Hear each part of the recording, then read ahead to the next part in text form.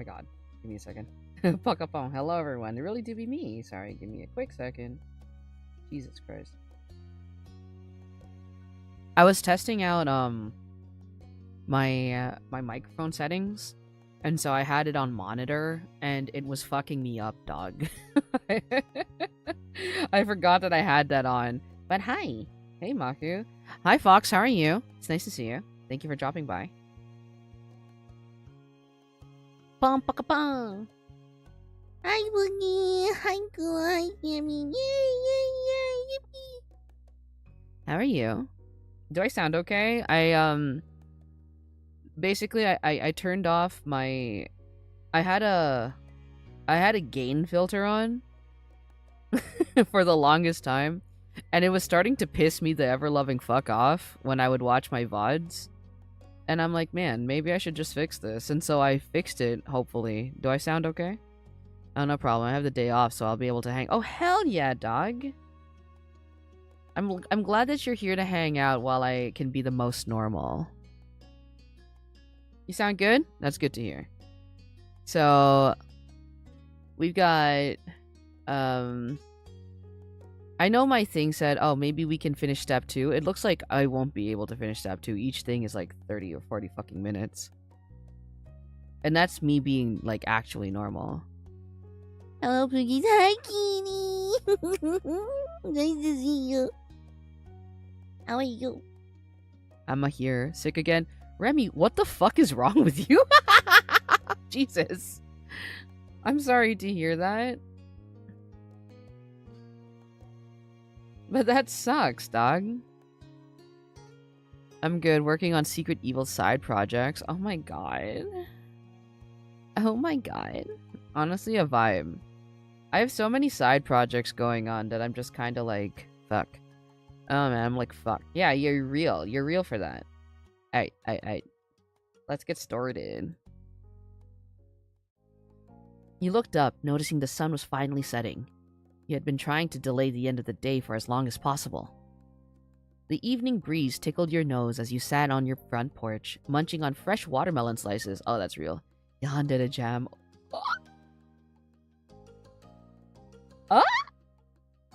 Oh my, Kitty. Oh my.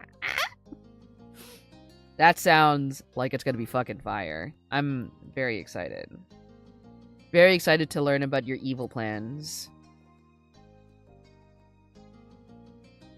I see that Keeney is out here doing things that'll touch me later. Snack made you happy. You thought watermelon was just okay. It's crazy. I'm gonna be in your walls. That's crazy. You just be like... It's like an Inception thing. Because Keeney is already in Kumo's walls. We're all actually just gonna be in Kumo's walls at the end of the day. Thought watermelon was just okay is crazy. You're just eating it because it was a summer tradition. It's crazy. You weren't even sure why you were eating it. Is insane. No, I fucking love watermelon. That shit upsets my tummy like no business. But it's my favorite. I love it. You picked up another slice. Even though you already had dinner, you were still delighted to make room for watermelon. Oh, this would fuck me up. You turned to Cove. You both had been sitting in comfortable silence for a while now. He sat next to you, close enough for your shoulders to touch. He was happily absorbed in his thoughts and his own slice of watermelon. Chuckling, you watched as his face twisted in discomfort. He had to stop chewing to spit a seed into the bush. That, and his look would screw you up as well. Later it would. Right now, he's just a sweet little guy. You touch shoulders? I know, before marriage, that's crazy. The fruit of instant shit your pants. No, real. Also, hi, Britt. How are you? It's nice to see you. You shook your head in disapproval. Ew. Did the same and spat the seed into the bush. I bet I can see this. Bet I can spit a seed farther than you. Immediately, you shoved the majority of what was left of your watermelon into your mouth, just to get a seed to prove your point. All good, what'd I miss? Basically nothing. Aside from, like, you know, just Just normal Maku shenanigans. As soon as you could. Okay, really quick. It's talking about shitting your pants. I did not shit my pants. Dude, like, up front, really quick. I did not shit my pants. But recently recently I found, like, there's, like, zero sugar juice now. And, dog. that makes my tummy rumbly so bad. It's fucked up. I shat yours? Oh my god, really?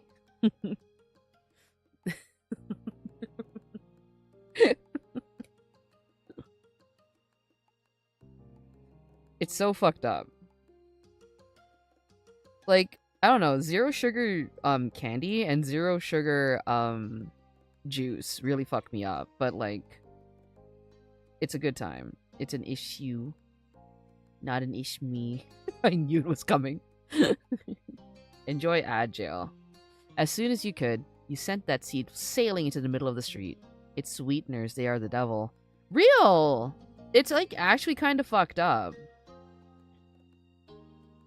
It's kind of fucked up. You see that, Cove?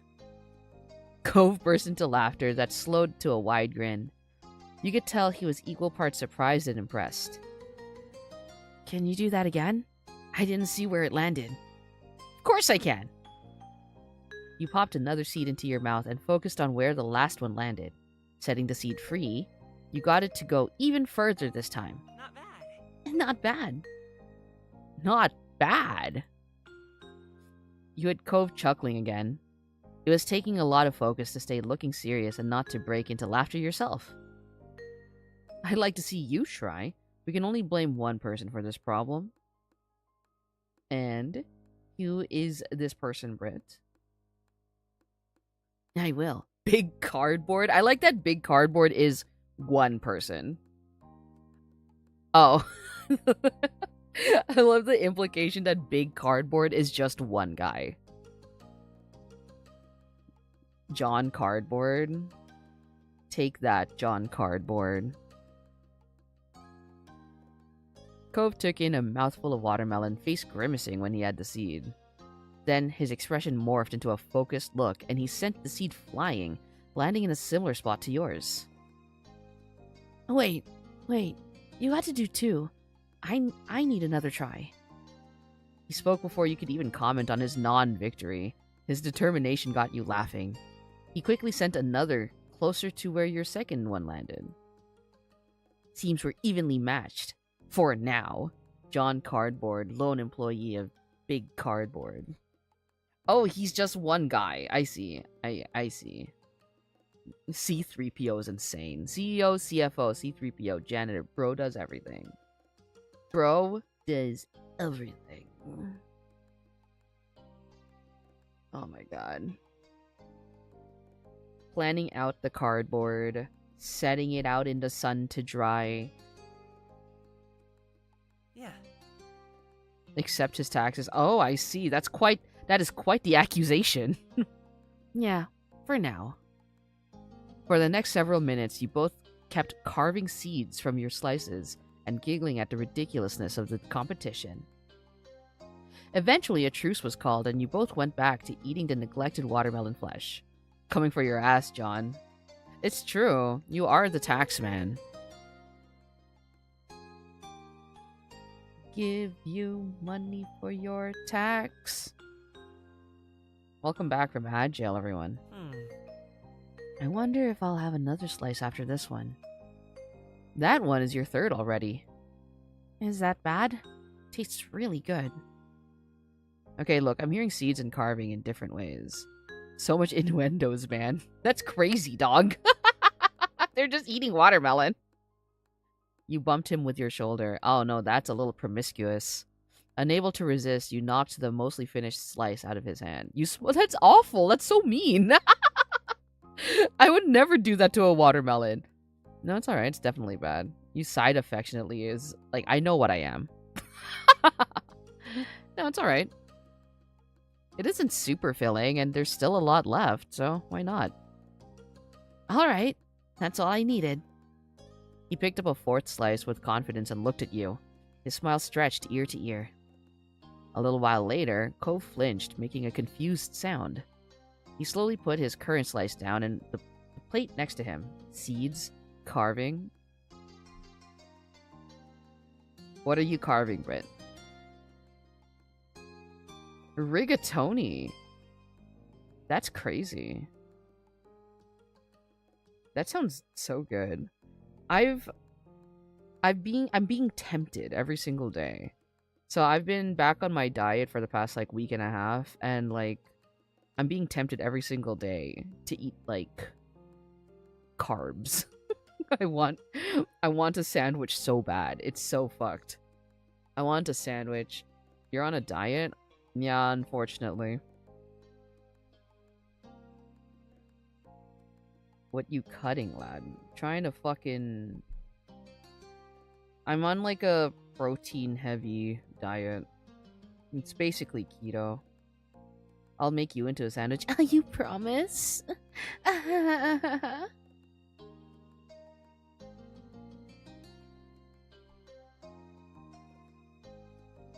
I miss noodles. I miss carbs. You okay? Yeah. He stood up, head tilted back to look at the sky. Did someone say sandwich? Hi, Sandwich. How are you? It's nice to see you. His feet took him to the middle of the street. Did you notice anything? What do you mean? Huh. I thought I felt a raindrop. The sun's still out. You put down your watermelon slice and hopped off your front step. Immediately, you felt a tap of water on the crown of your head, making you yelp. Oh, good. Can't believe Brit called me for this. Brit. Worth it, and you know it, dickhead, is crazy. Now you're worth it. You're right. Cove was still staring up at the sky, and you watched as he began blinking more rapidly. You wanna fight? You guys are gonna fight? Right in front of my salad? Felt that Remy has to watch their sugar and glucose intake, so I miss eating ice cream. They make keto ice cream, Remy. You could probably take that, because there's like, you know, less of the bad stuff.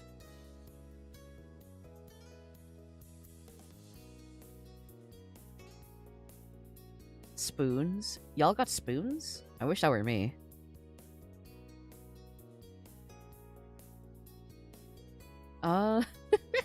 Sorry.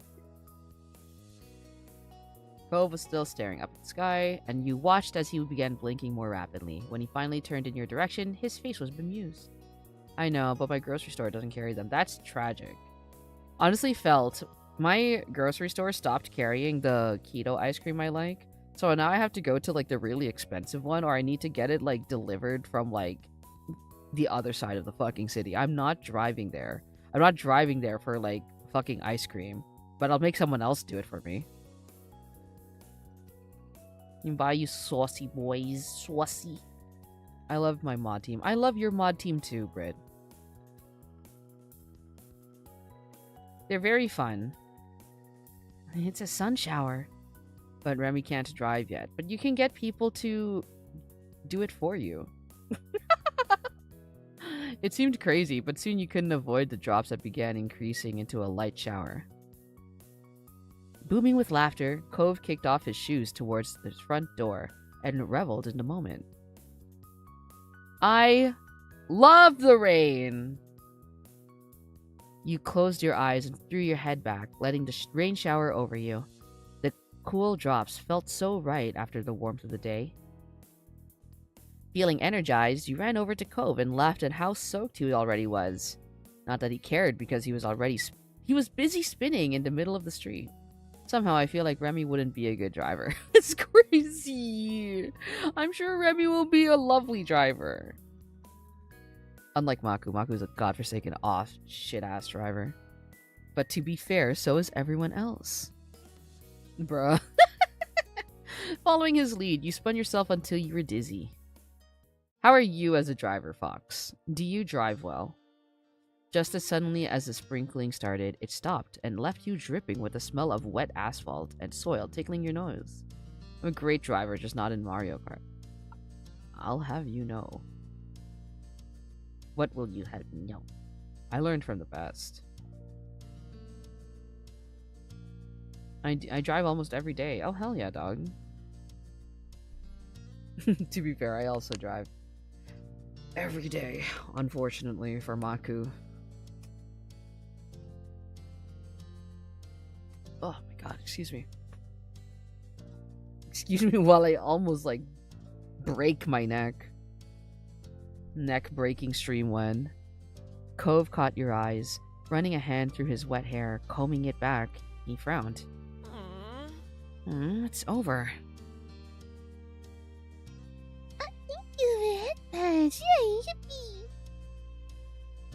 Big Jeremy, James, and Richard. Whomst?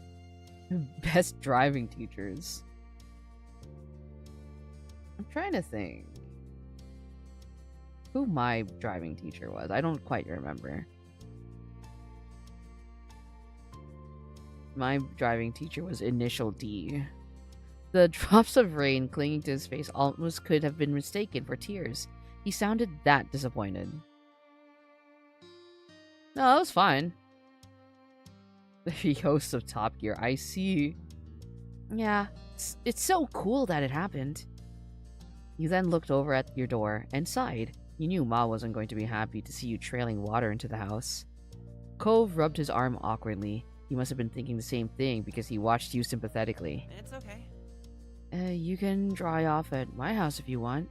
My parents won't mind. You are the nicest guy I know. You're so sweet. Thanks. It's not a big deal. It is! I could already hear my ma's cries over my wet footsteps being all over the halls. I'm assuming Slow isn't here yet. Yeah, it would be bad to put a dampener on the day. Haha, he chuckled at his little pun. Learned a lot about cars from him, like how to maintain good car heating. Jeremy set his engine on fire at least twice. Hi, Slow. I see, like, the mention of the moms, and I'm like, I think it's gonna summon Slow. Cove led you inside, and you stayed close to him.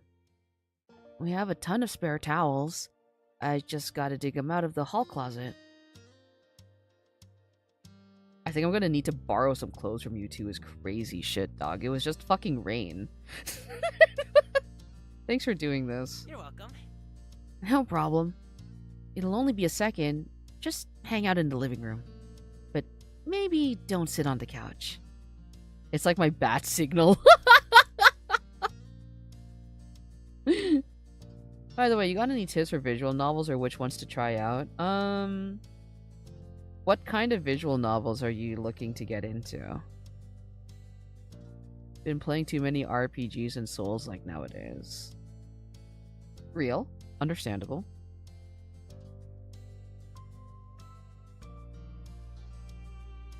Do you want to do something really funny, Britt? Do you want to do Digimon Survive? Digimon Survive is a visual novel that has, like, tactical RPG elements. Yeah. You answered him with a slight smile. Of course Maku's gonna recommend the Digimon game, right? But, like, no, genuinely it's a good story. The reason why people didn't really like it is because we thought it was more of, like, a tactical RPG thing. But no, it's actually just a visual novel.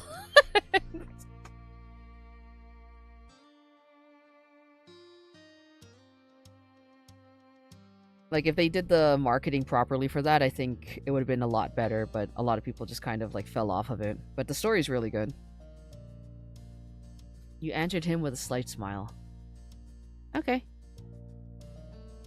I do have a few visual novels already, to be frank, like 5 that are banned on Twitch, and too many that are dating sims, and the KFC one. Oh my god, I love the KFC one. The ones that also come to mind, honestly, are like, I'll be real, dog. I'll be so fucking real. A lot of the ones that I know are also dating sims because I'm a mess. But another one is like Fata Morgana. That's a good one. Danganronpa counts 100%, I guess. But if Danganronpa counts, then you should get into like Ace Attorney if you haven't already. With that, Cove disappeared and returned in no time, towels in hand. Would do Danganronpa on stream, but want to put together a VA cast or something. Listen, dog. I'm not a VA, but I'm down. Get me killed. Bet. Hell yeah. Here. Thanks. You accepted one and began to pat yourself down. Would you be down for randomly assigned characters? Yeah, sure, dog.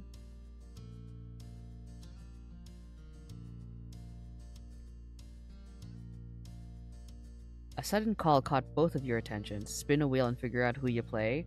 Oh my god, yeah. Have you played any of them? Would you be starting from the beginning? I thought I heard voices. Did this over a year ago with one friend. Oh my god, for Doki Doki Literature Club. That's so funny. I'd be so down for Danganronpa as well. Hell yeah, hell yeah, hell yeah. From the beginning, hell yeah. Cove's mom, slow, you hear? Strolled into the living room with a curious grin. So we had Yoda. Huh? Scottish Monica. Oh my god, can we like just be silly with it? Oh my god, one of the Danganronpa characters is gonna become Filipino. What happened here? You're both wet. I'm looking respectfully. There was a sun shower. Badass. Cove smiled back at his parent. We came inside to dry off. My moms don't want me going into my house when I'm wet. Right. So I told Maku to come back here. Filipino whoever, so long as a character with dreads who is behind a few years is a stoner, go nuts. Hell yeah. That was very sweet of you, baby. My baby. She ruffled Cove's wet hair and laughed at the drops of water that shook off. Then a light came to Kyra's eyes. What do you think? I have an idea. Why don't we go for a drive? It has to be blah blah blah blah blah blah blah. Did you know that I can read? Did you know that? Did you know? Did you know? It has to beat standing around the house, and you'll air dry in no time. It should have been me, not him. Slow, this is his mom. Yeah, if you have an idea for how a character you vibe with should sound, go for it. If you don't really fit, feel free to be silly. I'm gonna be so silly. It's not fair. Cove only offered a shrug and a bent smile to his mom. He looked at you for a real answer. No, this is real Kyra root. No, Cove's parents are beautiful, dog. Keeney, have you seen Cove's dad?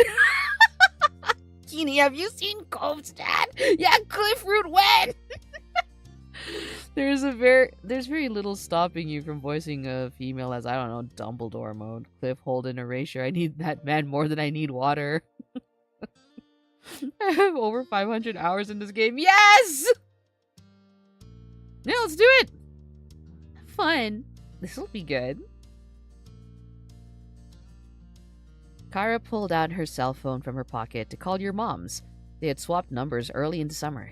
See you soon. The mom dibs is crazy. Head on out to the garage, and I'll meet you there in just a minute. Sorry. Sorry, my mom can be pushy. She gets some idea in her head, and that's what she does. That's okay. Thanks for letting me come. I didn't do anything. Keeney, are you also excited for the new one? Because, they look so cute! The characters look so cute! I'm so excited. That wasn't true at all, but you let him get away with that. Come on. I'm so excited for the new one. I'm not excited, Maku. I'm tearing my skin off. No, and you're real for that. You're so real. Cove led you to the car, and Kyra wasn't too far behind. Okay. Okay, into the back, you two. That is just a real car. I love you, Kini. Please don't explode. I love Kini. Once the three of you were situated inside, Kyra started it and drove out of the residential area. Don't do that, because if you do, I'll tell your mom is crazy and she'll tell your dad. When she hit a main road, the car sped up and she rolled the back windows down all the way. Hey! Cove started laughing as he kept trying in vain to keep his hair from flying into his eyes too much. Meanwhile, you closed your eyes as the wind whipped against your wet clothes. You'd probably just watch TV.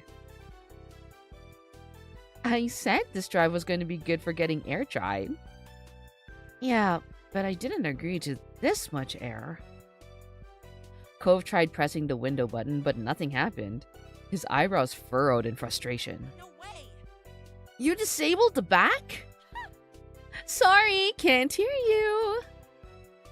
Smiling deviously, Kyra turned on the radio and turned it up to be heard over the wind. Hell yeah, dog, this fucking slaps. I'm unfortunately a huge Baxter fan. Kini, me too. Kini, me too. Kini, I'm not fucking normal, dog. Kini, me too. I'm good. Oh, Kini, I'm not okay. Let's kiss now. I'm kissing you right on the mouth, Kini. Oh, I love Baxter so much. I love Baxter so much. You were normal in the first place. Shut the fuck up. On an ancient buried Tumblr is all my Our Life fan fiction. Amen.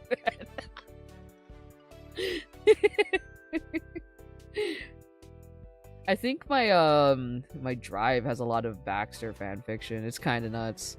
It's kind of nuts. Okay, Kini. You know, ooh. You know the moment, like, the moment in Baxter's Route where I had to turn the fucking game off because I started crying? But, like, you know, a bit spoilers, but it, like, without context, it doesn't make any fucking sense. But, like, there is a voiced line where he just says, "Terrible morning, isn't it?" And I love it. Ugh! I'm gonna have to end stream the moment that it happens. I'm gonna fucking die. I was running laps.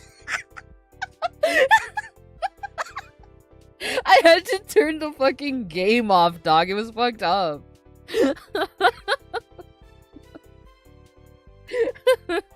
I love Baxter. Fuck, I love Baxter.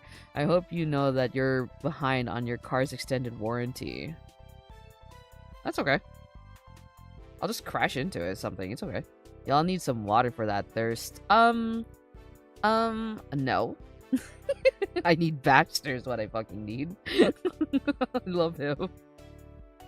I love him. No, I can't be like this. I'm scared. I'm scared that the voice actor might come in. He did once and I was so scared. I was so scared. We are unsavable, it's real. Did someone say what? Thank you for the sip, Brett. Thank you for the sip, Kini. We're savable. I mean, you would have been. Damn, that's crazy. That's crazy. Damn. You yelled into the wind and burst into laughter. Looking over at Cove, you saw him relax.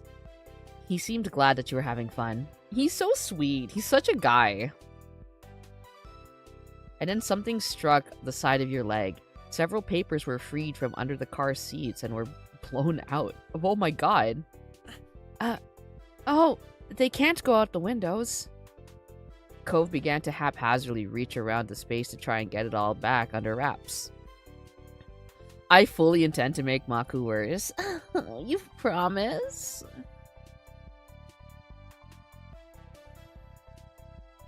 You guys promise? I'm making a career out of it. It's crazy. Real though, you're so real. You're so real and correct. Cove began to haphazardly reach around the space to try and get it all back under wraps. A dog, I'm gonna fucking hell. Oh my god. Watch him struggle entertained is insane. But I also would be panicked. Yeah. You jump to his aid immediately, trying to snatch up every single paper crashing around within your reach. Together, we have become demonetized. Demonetized? As much as you both caught fistfuls, there was no stopping a few that got sucked out the windows. Cove gasped. Mom, close the windows! Kyra offered no response other than a chuckle. She doesn't give a shit. She kept driving. The both of you had sour looks at that. We got most of them. I know. Thanks.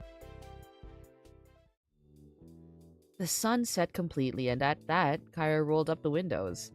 Cove let out a big sigh and released the random bits of paper he had in his fists. My mom is crazy. He ran a hand through his wind-blown hair and laughed with a bit of exasperation. Hell, dog, that was fucking fun. I love drives. I love drives when I'm not the one driving.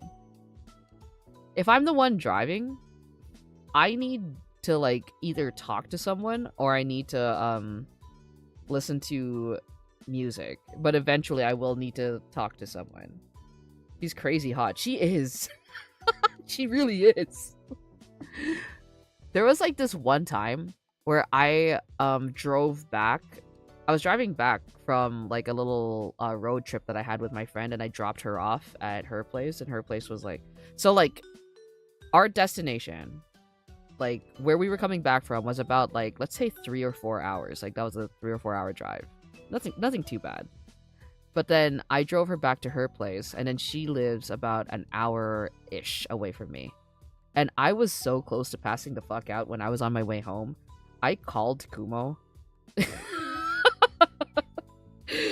I called Kumo just to stay the fuck awake. I was so eepy. I felt bad, but it was a fun talk. I think I was just crashing out about random family drama. The evening had really turned out to be more interesting than you expected. Grinning, you were happy with your odds, with whatever else happened next. Where's the best spot to be passenger for you? Best spot of the car? For me? Probably shotgun, honestly. I like the space. If not shotgun, then, one of the sides of the back. I'm not too big on the middle. On someone's lap is crazy. The thing is, if I'm not driving and then we're driving, like, a distance, like, if we're driving, like, more than an hour, I will pass the fuck out. I will sleep in the car. I love sleeping in vehicles.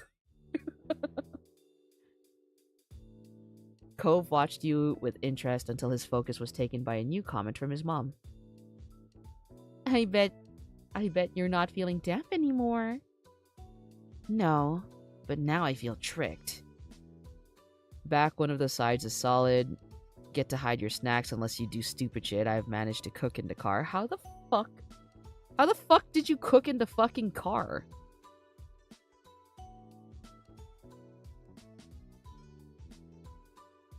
No, that's fine. You guys can just do your shit. I am a man of many skills and talents. I don't doubt that. You are very talented and wonderful. You shook your head and looked out the window. Kyra continued driving, the radio volume was adjusted for the closed windows, and everyone was sitting more comfortably. Kyra lowered the sound even more after pulling into a red light.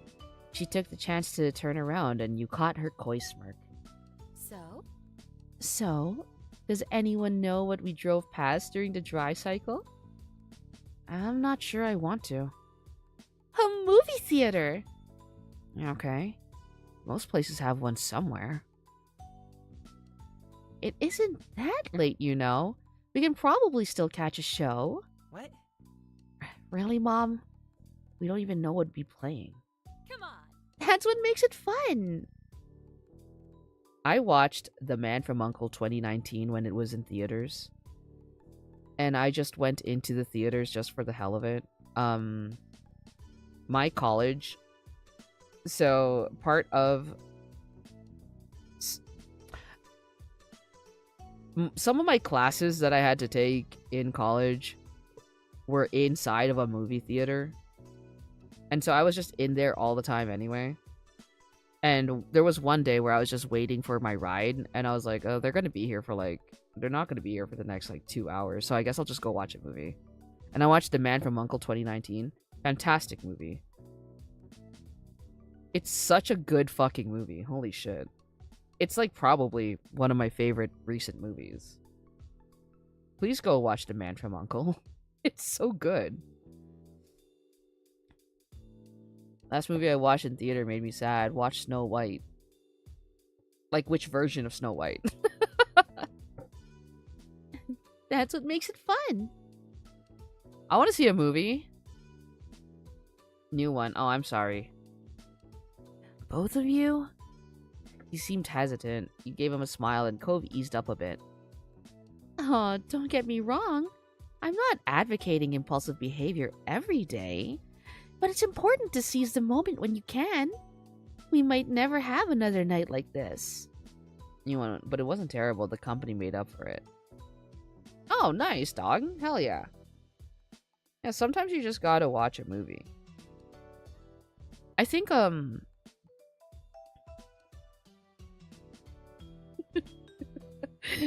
trying to remember which movie it was. I think it might have been Kingsman?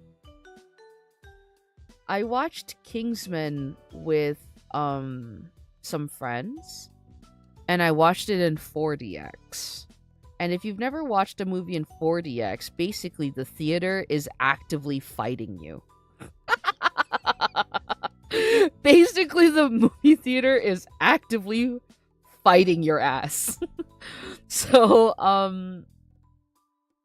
we were watching Kingsman, and then we were at this part where there was a fight scene, and it was either Kingsman or it was Triple X. I don't quite remember, but it was one of those movies. And during the fight scene, I just really during the fight scene, I'm not even gonna fucking explain myself. During the fight scene, I farted during the fight scene. But I didn't say anything because I knew it was going to be a really quiet one. So I just didn't say anything.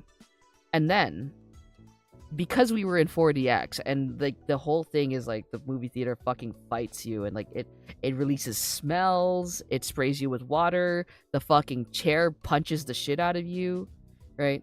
So I farted, right? And then I hear my friend's at the time partner just murmur oh my god, this is really immersive. The fragrance is crazy. And I never said anything about it. Never said anything about it.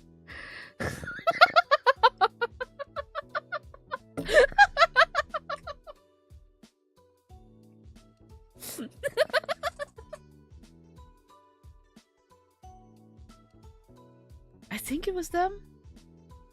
I was most definitely with just some group of random people. Me and the boys do this little challenge of trying to bring the most absurd snackage. Yeah, didn't you bring a kebab once?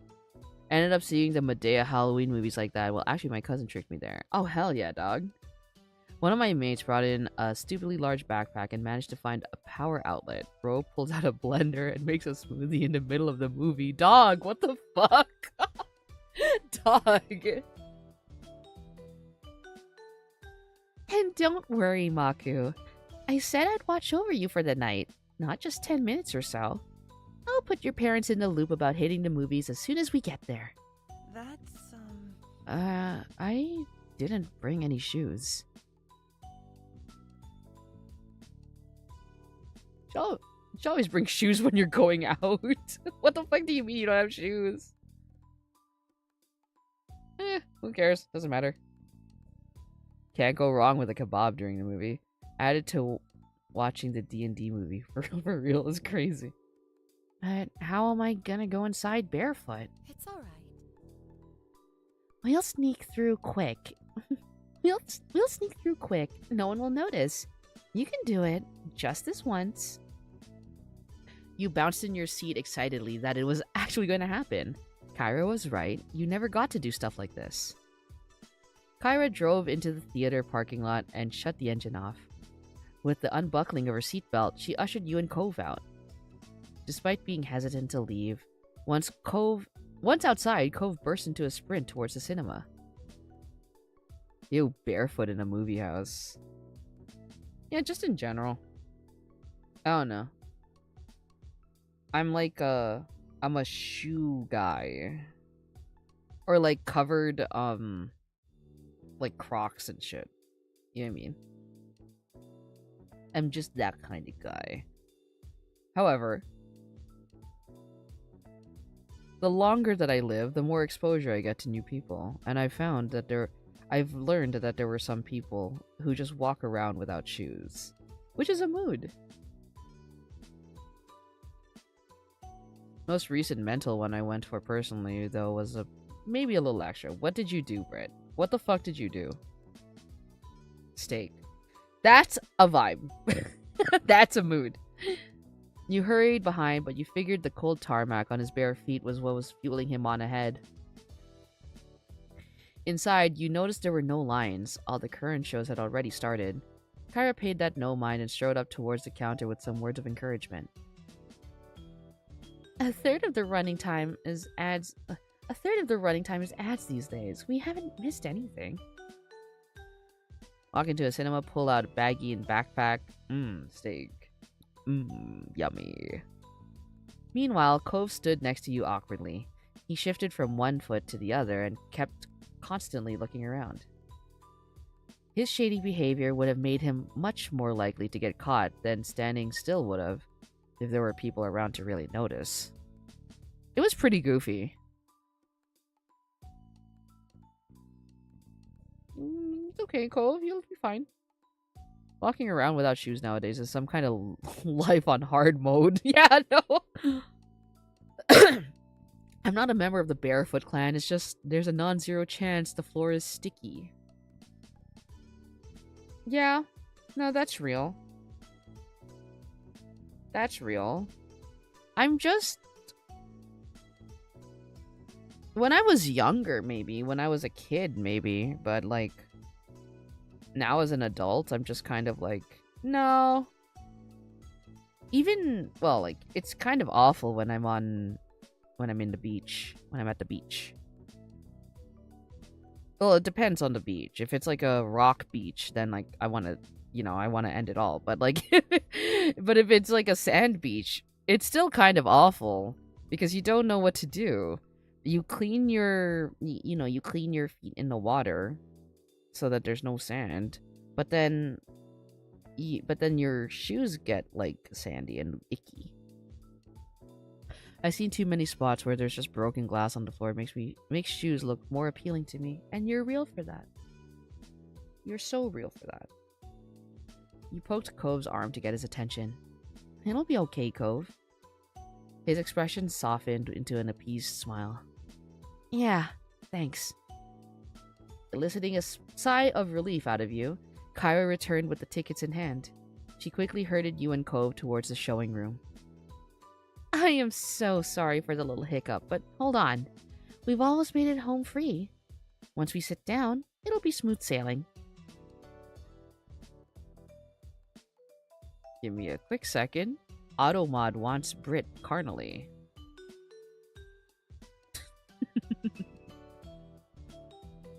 You screw yourself over, but your socks on while still sandy. Then walk into the water fully clothed is insane. Brit, that's insane behavior. First time Automod ever wanted me like that, and I've said the fuck word before. They clocked you for something new. The lights were already off in the showing room, but the movie hadn't started yet. The upcoming movie trailers were still playing. Aha! Yes! Keeping her volume in a hushed tone, Kyra couldn't help but burst with excitement over your luck. You followed her down the walkway. You followed her down the walkway until she spotted open seats in the middle-ish area of the theater. Kyra pointed at the seats, looking over her shoulder at you and Cove, waiting for input. Cove nodded, and you decided to give her a thumbs up, and she led the way. I will be so honest. One of the best things ever is when you go to a movie theater nowadays, you have to book your seats. I love that shit so much. Movie trailers just don't hit the same no more, and you're real for this. I think the most recent movie trailer that elicited any sort of emotion from me was like the fucking fruity ass Pinocchio, like, Father. Father, when can I go out and be on my own? I've got the world to see.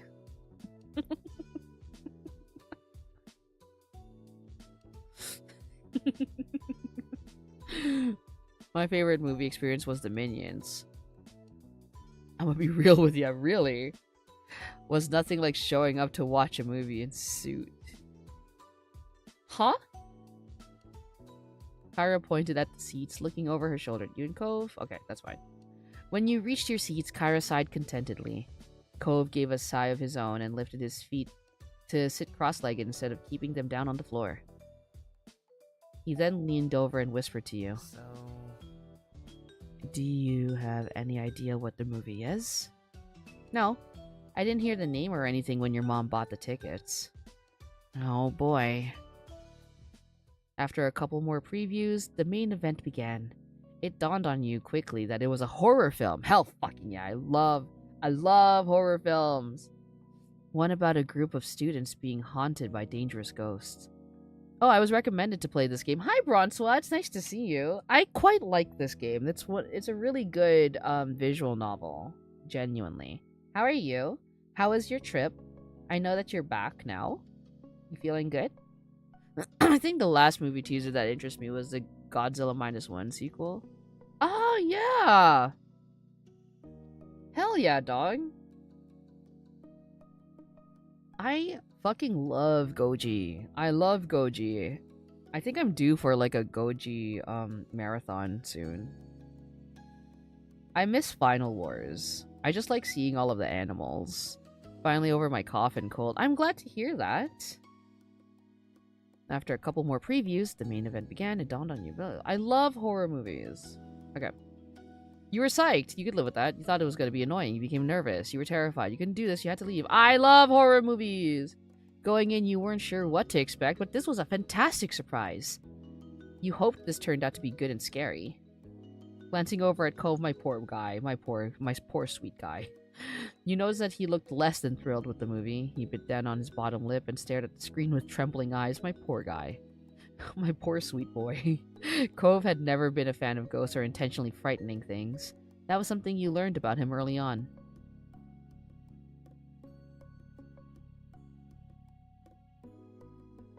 You remain still as awful. My poor guy's about to have a fucking panic attack. It's okay, Cove. We'll be fine. I'll hold your hand. Not gonna lie, not a massive fan of horror movies. Prefer the spooky games, more immersed. I don't know. Yeah, no, and you're real for this. I like the degree of separation that horror movies give because I'm a bitch. I'm torn between Shin and GMK as my favorite. Ooh, Shin is a good one. Shin is a good one. I hmm. Shin is a really good one. Fuck. Like in terms of like Goji just in general. Um Who is my favorite Goji? I'll have to get back to you on that. But I just like seeing all of the animals in Final Wars. That's probably like why I really liked it. It's just like no bullshit. It's just the animals fighting.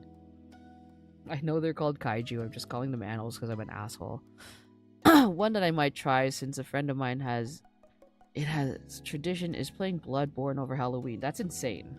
Starting at the start of October and aiming to beat the game by the end of the month. Is there a particular reason? I've never actually played Bloodborne, nor have I really looked into it. It's not really my type of game. Is it a spooky game? I'm a big body horror fan, and Shin ticks my boxes. Yeah, no, Shin is crazy. And with horror movies and all of that, the new It TV series is pretty good. Is it really? I haven't checked it out yet. What horror movie? I recently watched the new Hell House LLC movie. It wasn't that good. It was not that good. However, it was a Hell House LLC movie. So, you know, that was fun. I haven't yet watched Good Boy. Kind of want to look into that. Oh, Kumo and I watched Exit 8 recently. It was a good one. You know, like for a movie that's based on a game that has no story. Exit 8 was pretty good. It's got spooks, but it's a major cosmic horror type of vibe. Oh, I see. Imagine Victorian Gothic with Lovecraftian mythos. Oh, okay, I see. Excuse me. Your fingers wrapped tight around his and he jumped slightly at the unexpected touch. But his expression, he's so sweet. His expression softened when he peeked at you out of the corner of his eyes. He's so sweet. What a sweet little guy. He gave your hand a squeeze to silently voice support. That made you feel good. Sometimes the other people in the theater screamed or jeered or clapped, depending on what was happening. Your heart was pounding in your chest when the movie finally came to an end. The main character resolved the hauntings, but in a dark conclusion, they didn't make it out alive. Dog. Okay. Really quick. I really like horror movies because I get to watch it happen to other people, but I'm not a fan of experiencing it. I went to a haunted house. I went to a couple of haunted houses. There was like this big like haunted house event. Right? And I went to one with my friends. And the way that I tried so hard to just be like a cool guy, because I knew that in haunted house events, like the moment you give a reaction, they're going to target you. The way I almost cried. After that, so it was at an amusement park, right? So after that, we went to go get food, and I was like, hell yeah, let's fucking go. But then they also have like, it was one of those things where the amusement park also just has like spooky people just walking around and shit. So I saw what was basically the fucking Terrifier clown on its way, and I was just like, and I had to stand up. I stood up and I walked out. I was just like, no, Maku isn't very great with clowns. Maku isn't very great with clowns. Not too great. I'm getting better. But not. So, saw the fucking clown approaching. I picked up my fucking pizza slice and just casually started walking somewhere else. Not dealing with it. Alright. You play as a hunter in a city named Yarnam on the night of the hunt. A city already dark and stained, and you can guess what? Oh, I see. Most people are already manic. I see. Though the first normal person you meet is a little girl looking for her parents. Oh, don't look up what happens to them. I see. My favorite thing to do with any horror walk-around event is know that the folks are under contract and can't do too much unless you sign up for it. So just give them a cuddle. I'm not doing that. I'm not doing that. Oh, there was a... I think it might have been when I went to Vegas, actually. But, when I went to Vegas with my cousins, we went to... There was, like, a Walking Dead, event. And my cousin is such a fucking bitch, but she just kept screaming. She wasn't scared, she just kept screaming. It was fucking me up. I'm like, I can't deal with this, dog. What are you doing to me? But it was fun. It was a good one. Fucked me up, though. You stayed to let the credits roll and for the other to clear out. Then it was time to head back to the car. Both you and Cove took the same seats in the back of the car again. Even though it was late, Kyra was exuding an upbeat, cheerful energy. What a great flick! I guess. It wasn't so bad, in the end. You enjoyed it, baby? No, I mean, it's hard to explain. I got really tense, and I guess that's the point of horror stuff. But I kind of don't want to have to feel like that.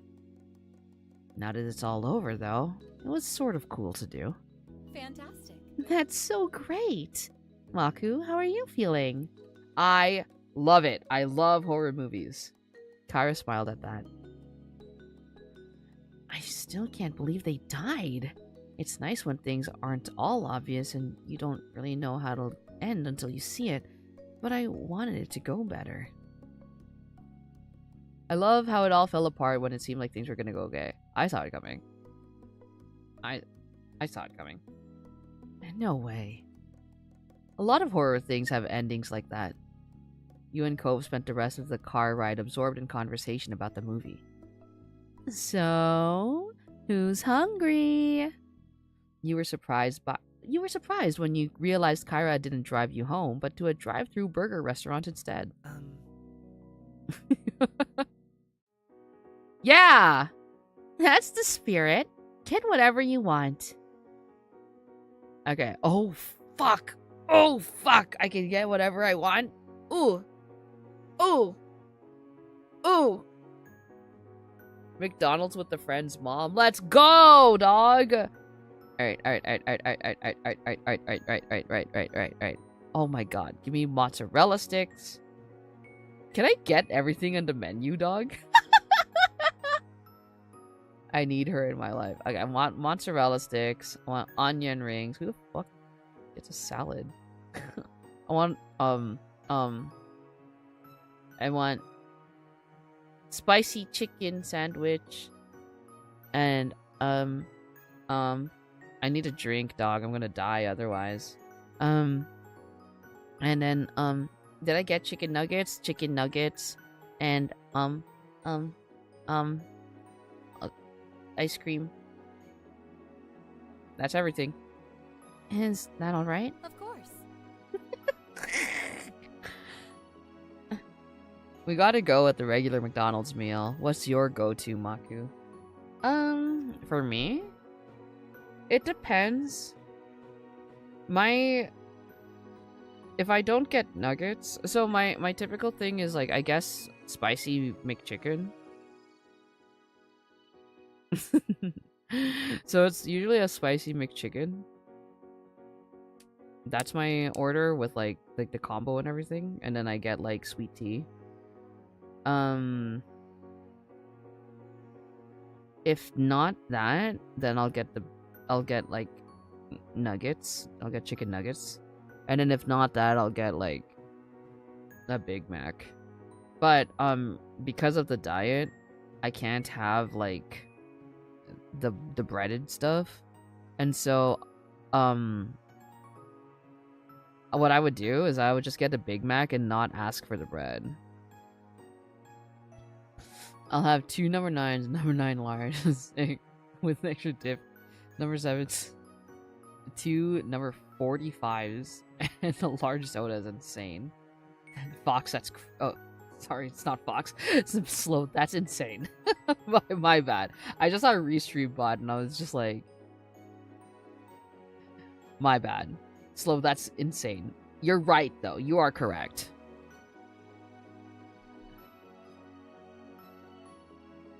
But I like spicy McChickens. I just like McChickens, full stop. When I was younger, we would get like the McGangbang, which was I think like 2 McDoubles and like a junior chicken, or 2 junior chickens and a McDouble, something like that.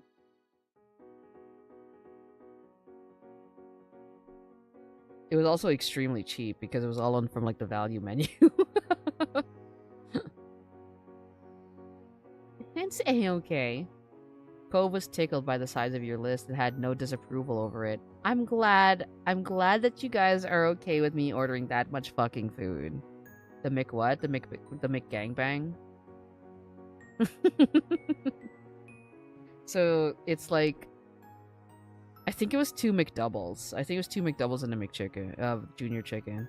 So you get the 2 McDoubles, and then you sandwich the junior chicken inside of the McDoubles. The North American menu scare me, dear God. It's not really a North American thing, though. It's, you just get, like... That's just what...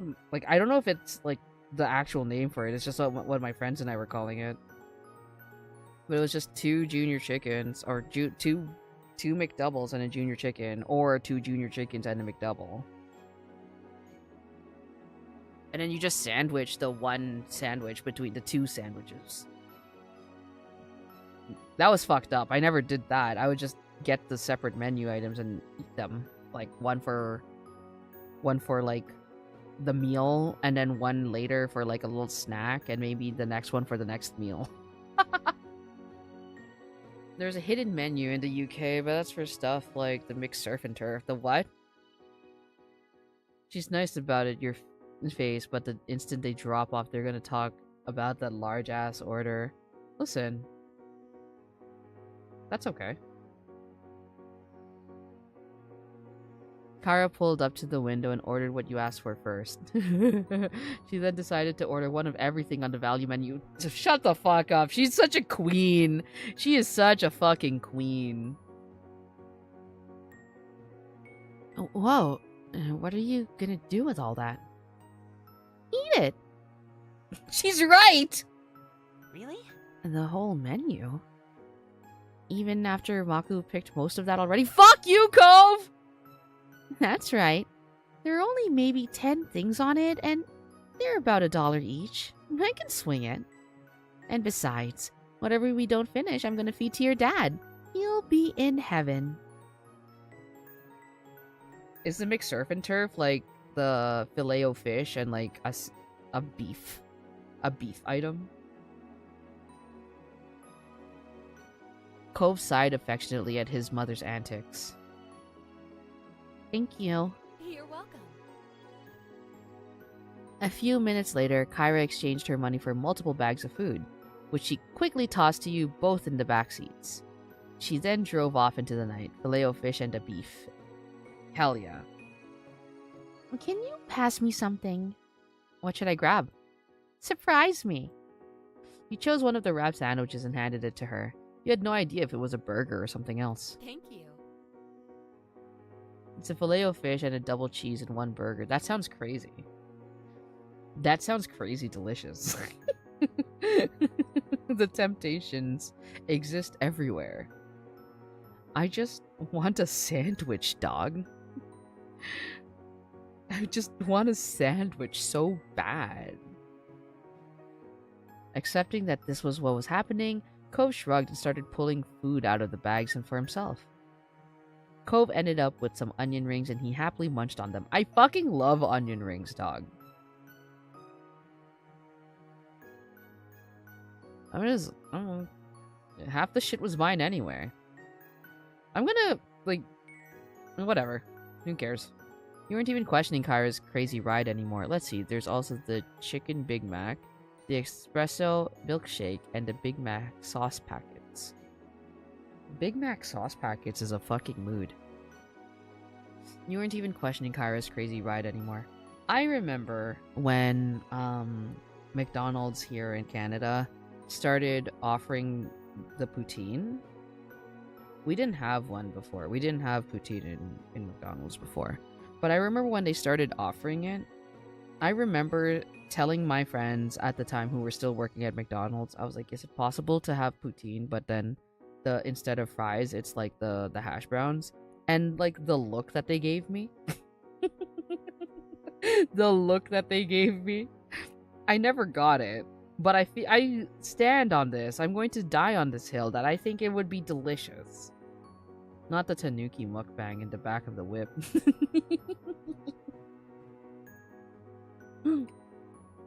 I should just have a mukbang stream. What my next cheat day, I just eat like, I don't know, like fish and chips or something. Enjoy Agile. The adventure continued, and you were so preoccupied in the back that you almost didn't realize the car had stopped. Kyra turned to look over her shoulder. Okay, party people. It seems we've reached the end of the road. Confused, you checked out the window and saw nothing except empty road ahead.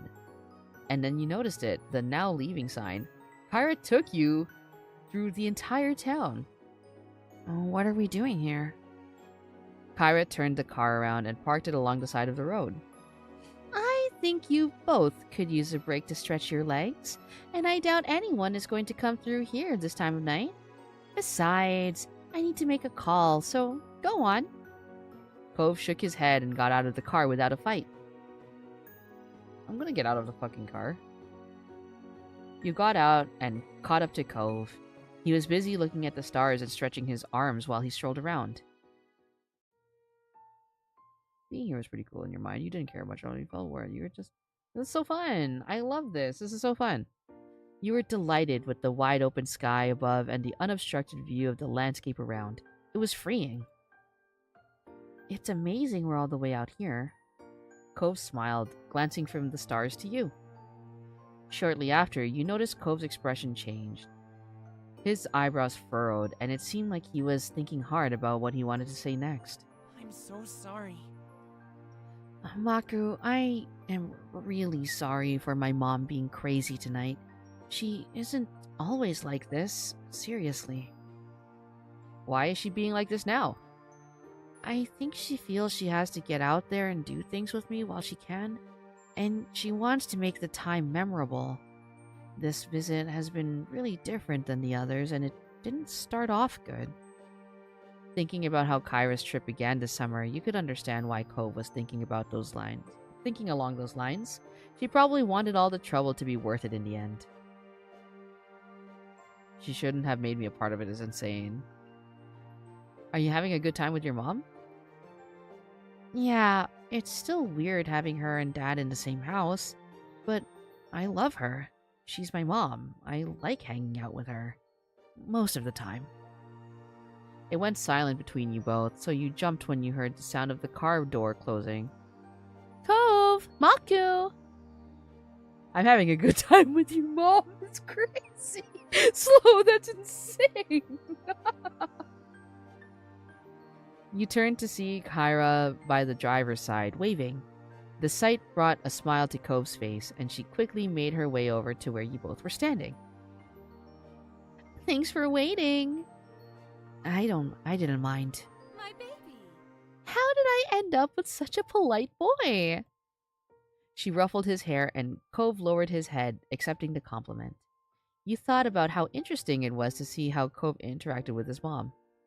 Mom, stop interrupting. I'm trying to make a man out of your son. It's crazy. And then the memory hit you. That first summer, you and Cove came to this very spot in his runaway attempt to find his way back to his mom. And now you were all here, together.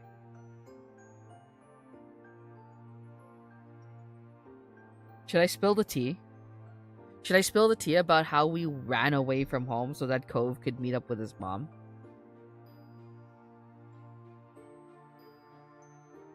Hey, Cove, remember that time that we ran away from home? Should I bring that shit up? Should I stir the pot a little bit? Would this really be stirring the pot? Hey, Cove, remember that time we ran away from home? Hey, Cove, this is where you went to try seeing her when you moved to Sunset Bird. Do you remember? Huh? What does that mean? Cove gaped at you, and it became clear that his mom hadn't known about that adventure. You came here to see me? Kyra's eyes grew large as the words fully sunk in. I too would run away to meet up with her. I heard you wanted to visit, but no one ever said you actually tried to do it on your own. Never mind, you made it all the way through the entire town. Cove hung his head in shame. Even in the dark, there was no mistaking how red his face was burning. Oh, it's all right, little man. She started rubbing his back soothingly. It's definitely too late to punish you for it. I'm just glad you ended up being fine. This is an impressive distance for such a tiny guy to travel. While Kyra spoke to him positively, there still seemed to be something sad to her tone. I hope you never feel like you have to run away again. Sorry. I don't want to run away anymore. Don't worry. She offered him a small smile. Sorry, Cove. My bad. I'm sorry, Cove. I shouldn't have just said that. It's okay. I should have said something myself before. Kyra let out a big breath of air. Wait, offered a smile? Would you like a smile? Do you remember? Now this might be showing my ass.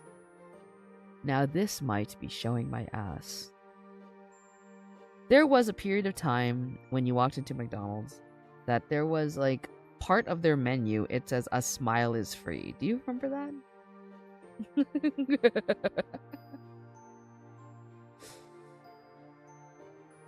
Cove can reject it. Kyra let out a big breath of air. We should probably call it a night, huh?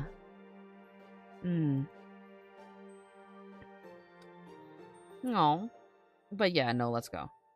A second wind of energy hit you. What? I hear ass. What? Ass? A second wind of energy hit you. You bounced on your feet, eager to get a move on. No, don't go through. Slow, I'm sorry. Kyra shyly smiled and gestured to the car. A smile may be free, but it takes more muscle work to be angry. Therefore, in order to be stronger, I must frown at you. Oh, does it have to be a frown? Can't it be a grimace? Quietly, you all made your way back to it. Cove naturally followed you, taking the seat nearby in the back with the collection of fast food bags still strewn about. Hi, Raina, how are you? Nice to see you.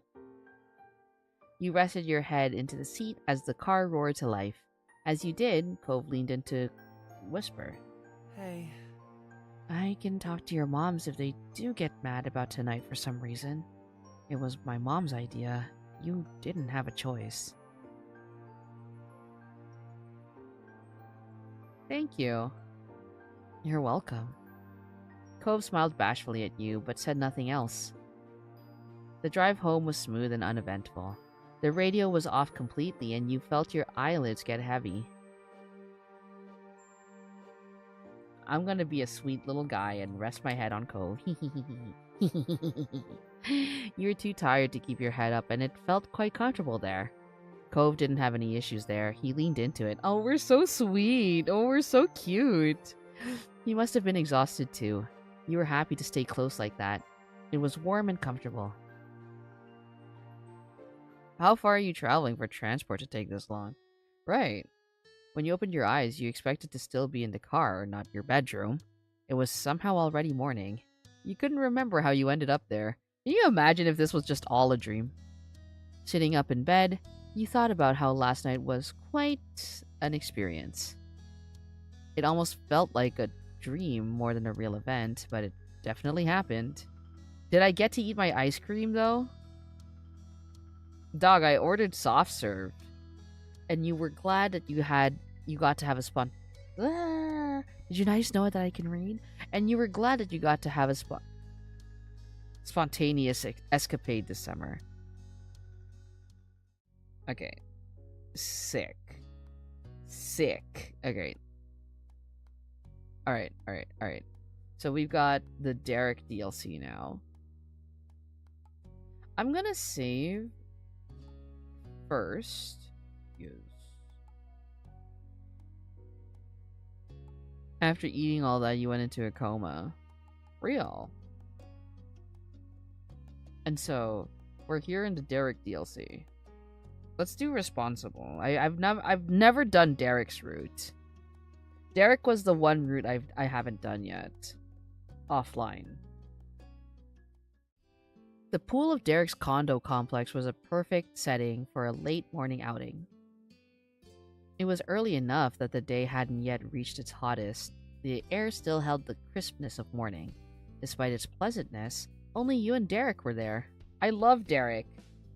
Of course, given the location of the ocean, maybe everyone else who felt like waterside fun was at the beach. You usually were. The warm roughness of tiles felt odd on your bare feet as you walked further into the pool area. I would not be barefoot in the fucking pool. I hate that. I don't like it. I don't like it. I wear water shoes. I don't like it. There was no sand to squish between your toes. I don't like it. Or sharp shells to avoid. You surveyed the area while Derek finished putting his stuff away on a chair. The chlorine was sharp in your senses, and the entire space was so orderly. You wear water shoes? Yeah, dog.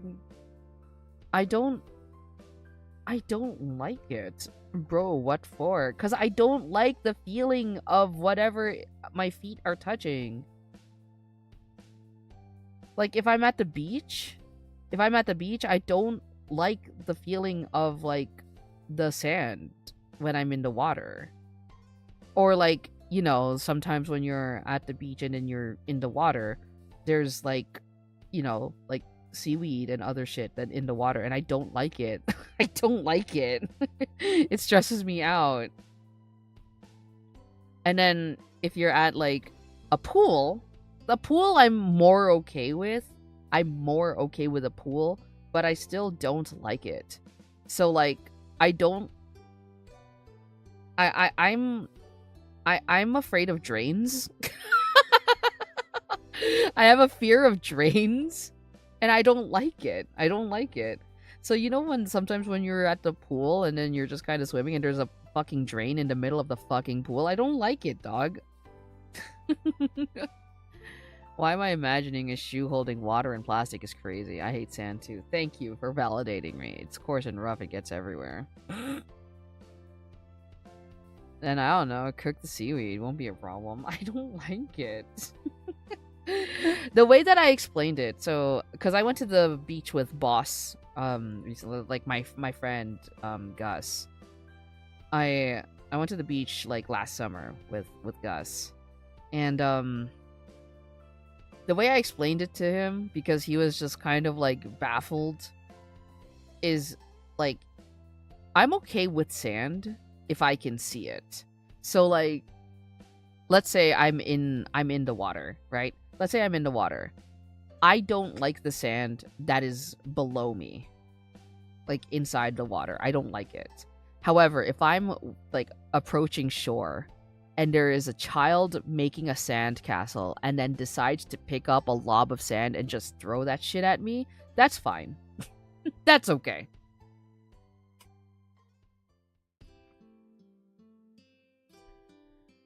Seaweed tastes good. Seaweed does taste good, but I'm not touching the fucking seaweed that's in the water, dog. I kind of feel you. I have this thalassophobia, though. So, I see. I don't know. I just, like, I don't like it. I like swimming. I like being in the water. I just don't like things touching me when I'm in the water. Like, everything. Like, anything. Like, I don't like the dead animals touching me. Like, the insects. Like, when I went to Cuba, there was a lot of, like, sea grapes. Not a fan of those. Not a fan of those. But, yeah, like, if it's... Like, if someone were to, like, approach me from behind in the water and then just grab me, I would start crying. But if I see you coming, then, like, yeah, sure, fine. Lounge chairs sat in neat rows, umbrellas spaced out uniformly. The depth of the pool was marked out in clear text along the sides. Every single element was intentionally and expertly crafted to be convenient for its human visitors. It was extremely different from the wild mistress of the sea. You like places pools more, you like the sandy beach. I like the pool and the beach. Both had their good points. You were up for today's adventure to be something different from your typical day-to-day options. This had been Derek's plan. He let you know about it ahead of time so you could be dressed for the occasion. You wore swim trunks, you wore a wetsuit. I like the bath more. Best body of water. I also like the bath, but like, okay, like the fucking, my thing with water also extends to like the bath. I don't like sitting in it. I don't like sitting in it. It makes me feel weird. Of course I get used to it. Like, the idea of sitting in it makes me so... It makes me anxious. I get used to it. Like, I'm like, yeah, no, they actually, like, it's fine. I know my thing is kind of irrational. So, it's like a thing of, yeah, Maku, just fucking suck it up, dog. But, yeah, no. I was gonna block you. You were gonna say something about wearing water shoes in the bath. No. It's fucking, like, the thing is, like, you know, you have to get clean somehow. And, like, and, like, you know, drains are a part of life. Like, you just gotta get used to drains. So, like, it's just something that I compartmentalize. It's fine. But yeah, no, like, baths are fun. But, like, the idea of, like, sitting in, like, a bathtub makes me anxious. But when I'm doing it, it's fine. It's fine. Once I'm in there, it's okay. But, like, yeah. I'm, like, shaking. Dog, I'm, like, shaking thinking about it. I wore a one-piece swimsuit. And a t-shirt. Hell yeah. Your swimming gear was familiar, even if the pool wasn't. You felt prepared. Oh, look at him. He's just a little guy. Derek bounded up to you in his own swim trunks, flagrantly ignoring the no running signs in his enthusiasm. I don't bathe often. Showers for real. Yeah, same. But I do like to treat myself proper when I do get in a bath. Hell yeah, dog. We no longer have a bath. We just, I think like 2 years ago, like, removed it, and now we just have a shower.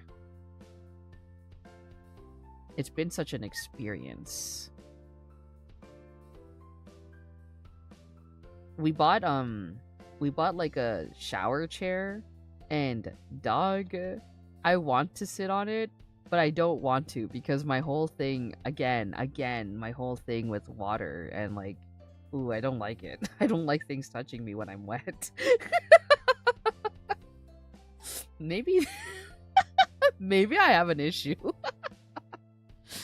Salts, Ogun Lab. That sounds lovely, Britt. That sounds so fun.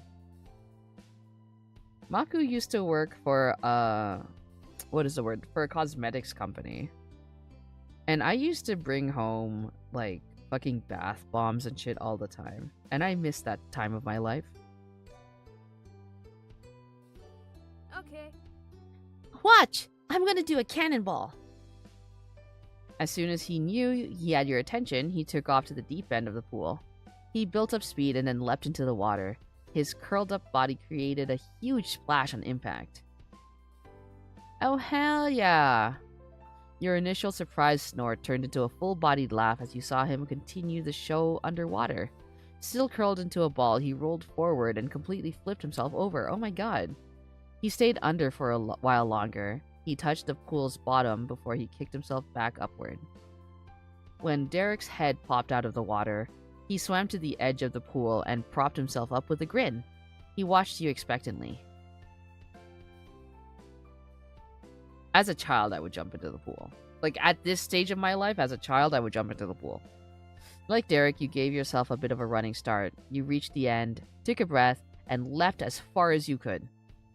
Frigid water burst around you, feet first, but soon covering you entirely. You sunk lower into the depths and began to kick. You breached the surface and sucked in the fresh air. You noticed two things. One, that the water wasn't actually freezing when you got used to it. And two, Derek was clapping for you. He's so sweet.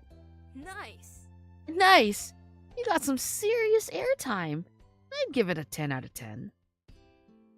As you enjoyed the moment, your thoughts fell back to how you'd gotten here. Last night, Derek had called with a different sort of request. You remembered that his voice had been a mix of nerves and hope. So how do you like my swimming? How do you like me swimming? He had a favor to ask, very unexpected of him. Derek's mom needed him to watch his little brothers in the afternoon. It wasn't anything out of the ordinary, but that was part of his problem.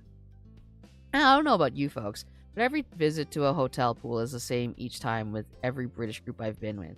The thing is, Brit, I have never been to a hotel pool with a group of British people. Sit on the side on the chairs until one member stands and announces the one thing: I'm going in. I've never experienced this. If I go to the hotel pool, I'm in there. Lately, he had fears that his sports skills weren't as sharp as he wanted them to be. He hadn't been able to practice soccer or football without the distraction of keeping an eye on his brothers. His idea to fix this had been to ask for your help watching the kids. Where there isn't actually going in, it means they're checking the temperature, which is the same every time. What does that mean? How is it freezing? If you agreed to go to the park with him and his brothers, then you could manage his brothers while he had a chance to focus on practice. That's how he explained it. You said yes, and your moms had been more than happy to let you spend the day playing support for Derek. They said it would be a good opportunity to take on some more responsibility. To sweeten the deal, Derek suggested that you come by early so that you both could hit the pool. Nicholas would be sleeping in, and George could spend some one-on-one time with Mrs. Suarez. So far, the plan had worked out. Ma dropped you off about 15 minutes ago, and both of Derek's brothers were fully occupied.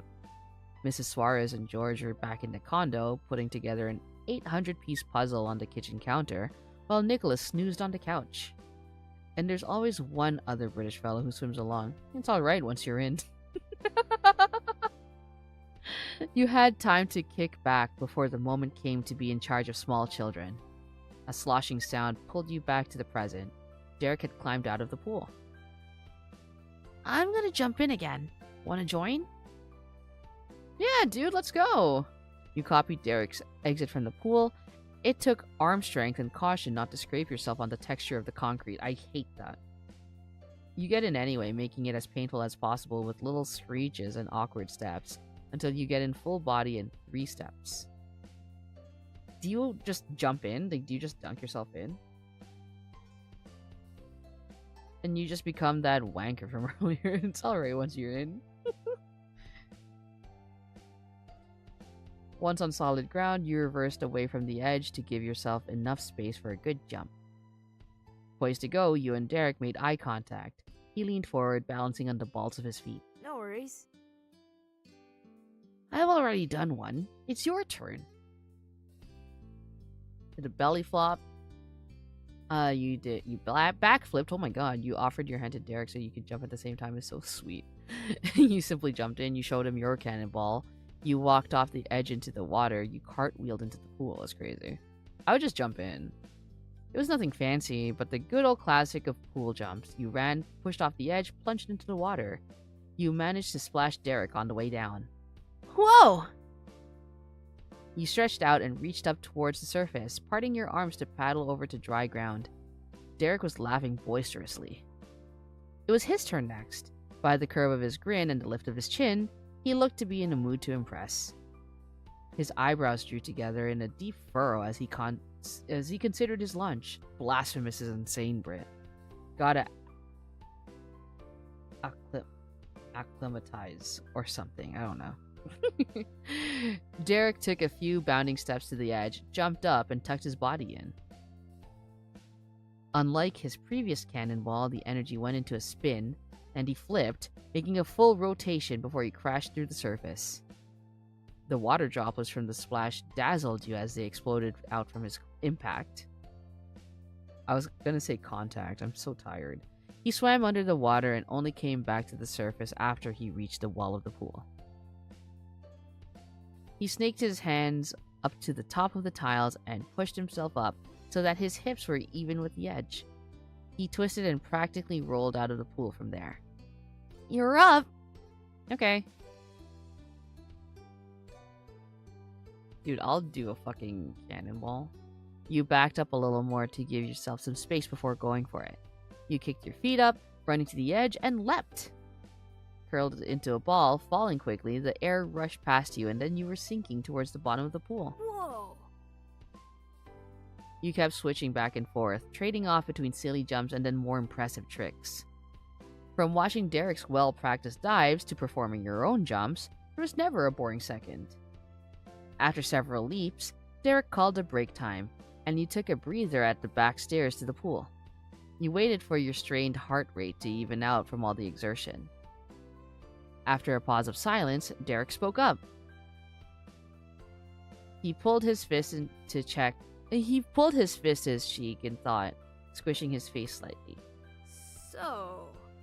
Hey, I probably should have asked before, but have you ever babysat someone before?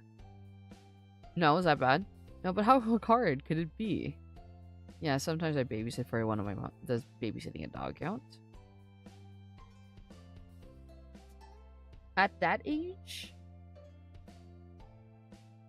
At that age? No. He hummed, not sounding surprised. You were glad that he wasn't expecting you to have much experience. That's fine. It's not like I'm leaving you totally alone with them. I'll be right there if you need anything. Me and the real ones who just pushed each other in. Yeah. Just jump in. You're eager, felt nervous, you're curious, you're prepared to be, but you do it for Derek. Didn't know how to feel yet. Didn't know how to feel yet. There were too many ways it could go. It left you unsure. After that interlude, you both continued to enjoy yourselves and your freedom until a little beeping alarm went off. That's time! How old is the MC in this? In this step, I think you're like 13. So there's like 3 steps.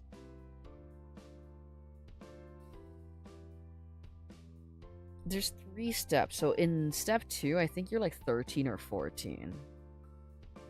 And then step 3, you're like 18 or 19. And that's time.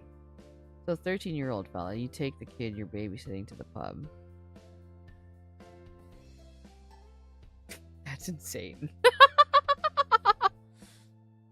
He made his way to the lounge chair with his stuff and dug out a small portable clock. It buzzed until he found the stop button. Derek checked the time and narrowed his eyes at the glowing red numbers. He shot you a thumbs up. Let's go. Spend your babysitter earnings on the fruit machine. Oh, the fruit machine. You helped him gather the towels, grab the rest of the stuff, and then tried to drip as little as possible when rushing through the halls of the complex. When you reached his apartment, he dumped everything in his arms on the ground and scrambled to find his key. Just give me a second. I don't want to knock or anything in case Nicholas is still asleep. He finally spied his soccer ball keychain and snatched up his keys from where they were tangled in his towel. He inserted the key into the lock, and both of you shuffled inside the Suarez home. Supermodel, not a role model. Real. Three heads swiveled to face the two of you, gazes being drawn to the bundle of neon towels coming in. Mrs. Suarez and George were sitting on bar stools, while Nicholas perched on the counter itself with an excited grin. They were working on a puzzle. On your left, Derek leaned closer and spoke under his breath. I figured. He's awake. Oh, Nicholas is so sweet. I should probably say the names properly. Oh. Quick as a blink, Nicholas scrambled on his hands and feet and zipped across the black marble of the counter.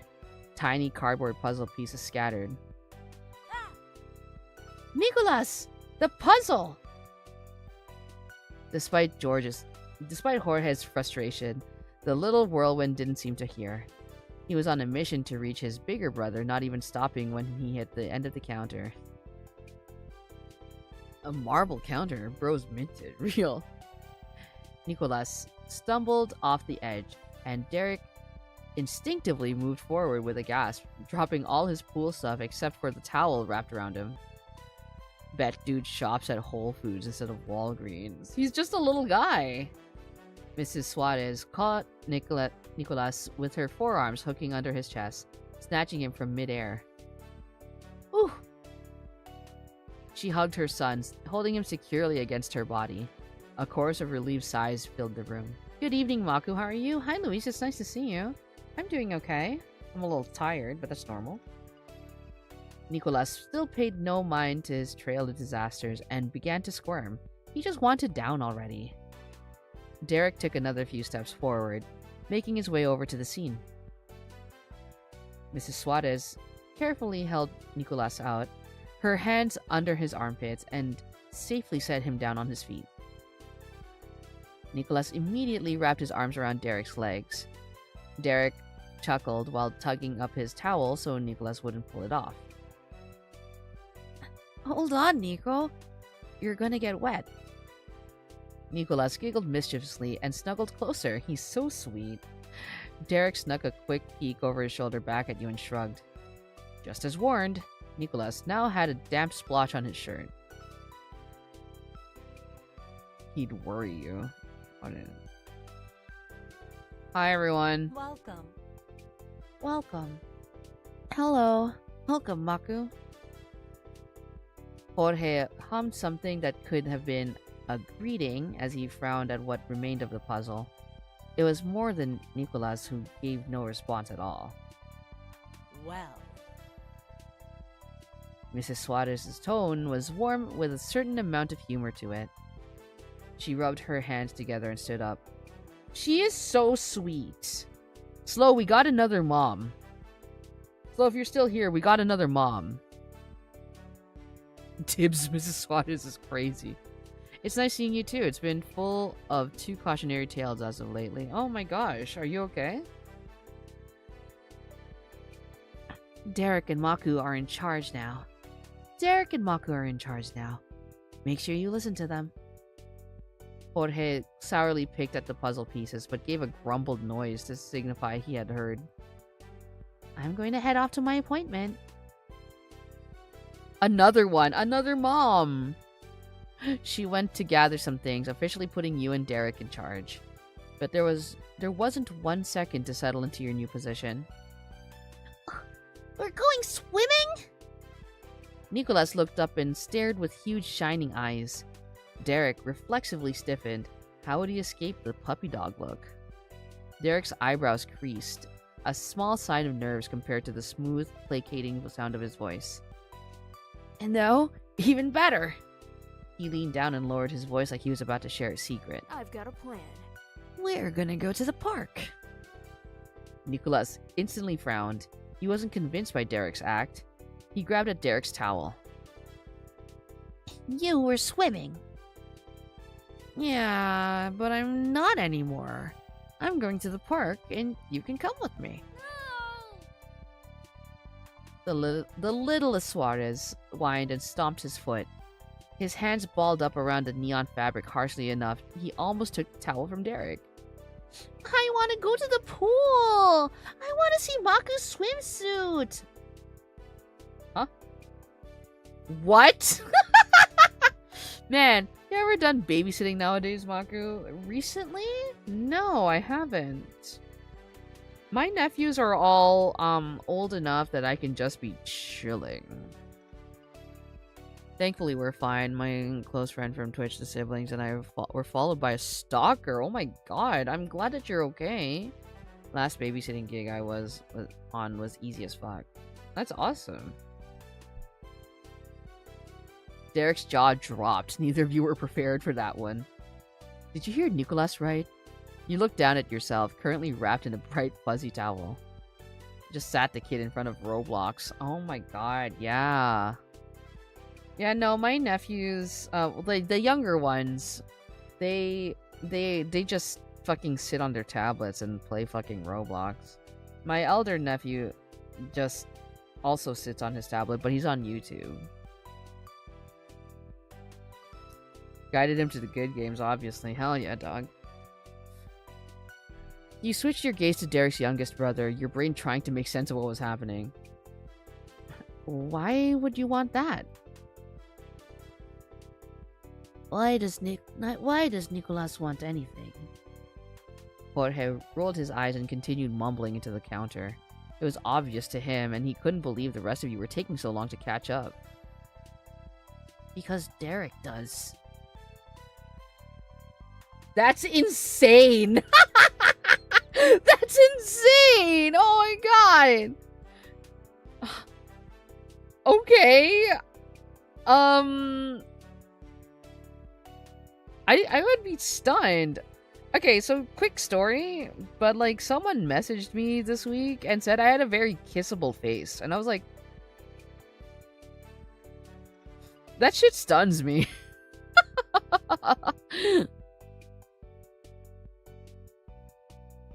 Though after a while that bastard failed miserably and crashed his car into concrete. I'm sorry? Oh my god. Runeslayer, closest thing to something like 14 is funny. Stabbing in front of that was pretty epic. Hell yeah, dog. I hope they enjoyed it. Derek narrowed his eyes and whispered harshly. Seriously? Nicholas, Jorge, you're gonna put me in an early grave. He took a deep breath as he stared at the ceiling. It took him a moment to face you. His voice was firm for someone at his level of embarrassment. I must have said something about hoping you'd remember to bring your swimsuit. I was excited for us to be able to swim, so I did want you to have one. Don't worry, he lived a good life. Hell yeah. Nicholas does not actually want to see you in a swimsuit.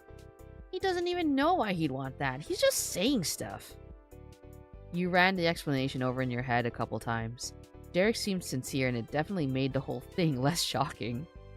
Not a long one, but a good one. Listen, that's what it's all about at the end. You snuck another look at Nicholas. He had crossed his arms high on his chest and squished his neck down far enough to rest his chin on his wrist. I want to go swimming!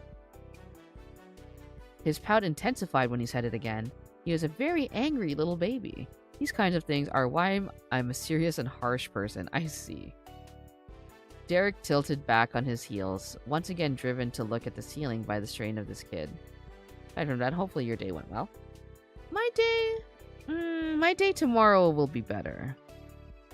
I had a meeting today. It was a pretty hard... It's not harsh. It wasn't hard or anything. It was just a stressful meeting. But aside from that, it wasn't too bad. I also had an appointment today. I checked in with my doctor. My doctor was just like, hey, Maku, you know, you gotta go back on that diet. And I was like, I've been on that diet for like a week and a half, dog. I've been pooping like it's no one's business. He's a tiny baby, Britt. Look at him, he's so small. Derek tilted back on his heels, once again driven to look at the ceiling by the strain of this kid. You glanced up there yourself without thinking about it. It was a calm white color with a few light fixtures. At least the meeting's over. Exactly, the meeting's over. I have another meeting tomorrow, but I don't need to make any active participation in it. So I can just sit there. I'm pretty excited for it. Too small, give him more protein. Just give the child more protein shakes. When you squinted, you noticed something small and green. It appeared to be one of those sticky hands for kids. Was this another present from the youngest Suarez? You tuned back into Derek. He appeared to have made a decision. Alright, I promise that you can go swimming too, but only after the park. We'll go to the pool as soon as we come back. With the promise officially made, Nicholas lit up. He snatched one of Derek's hands. Let's go! We gotta get to the park so I can swim! For his starter, a grilled chicken. His main, another chicken. Oh, hell yeah. Hopefully the meeting tomorrow goes better. It'll go much better tomorrow. Dessert. Oh, you'll never guess. Oh, I wonder what it is. While Nicholas celebrated, Derek closed his eyes and some of the worried creases on his face smoothed out. Derek, there's lunch packed in the fridge. Dad will be back before dinner. I gotcha. Oh, sweet potato. That sounds yummy. Gotcha. Thanks, Mom. Have a good one. Mrs. Suarez waved and collected the last of her things, her purse off of the side table. She ruffled Jorge's hair on her way out, with a side of shredded chicken, and for the elite drink, you and Derek were alone with the kids. We should really stop leaving puddles everywhere. He gestured at the drops of water pooling at his feet. Good idea. You and Derek took turns changing. You went first while you could faintly hear Derek impressing on his brothers to listen to you too. He must have convinced them to behave for now, as neither Jorge nor Nicholas acted up when Derek took his turn drying off and clothing himself. Can you get our lunch from the fridge? I'm gonna pack my gear. No problem. You walked casually to the kitchen. Jorge hadn't moved from his bar stool even once since you gotten back. Meanwhile, Nicholas followed Derek like a possessed shadow that was even more energetic than the original. He zipped around, occasionally trying to place things in Derek's backpack for him. So far, Derek had said no to the rubber duck, but he had agreed to bring an extra pair of socks that Nicholas had determined were absolutely necessary. Do you just blend the grilled chicken? Okay. Okay, got everything. Derek returned with a backpack in one hand and Nicholas's small hand in the other. We're going, Jorge. Ready, Mako? I'm pretty sure. Sure. Okay, this is what he sounds like. Sure. He pushed away from the counter and finally hopped off his chair with the enthusiasm of a plank of wood. Blend it. No, you grill it. Yeah, but like after, like how do you drink it? As for the other tale, my close friend left something behind in 2025 to move on and somehow crawled back in his YouTube recommendations yesterday. It's so bizarre. Oh, I'm so sorry to hear that. We're going! I see. Yeah, you just gotta fit it through a straw. It's true.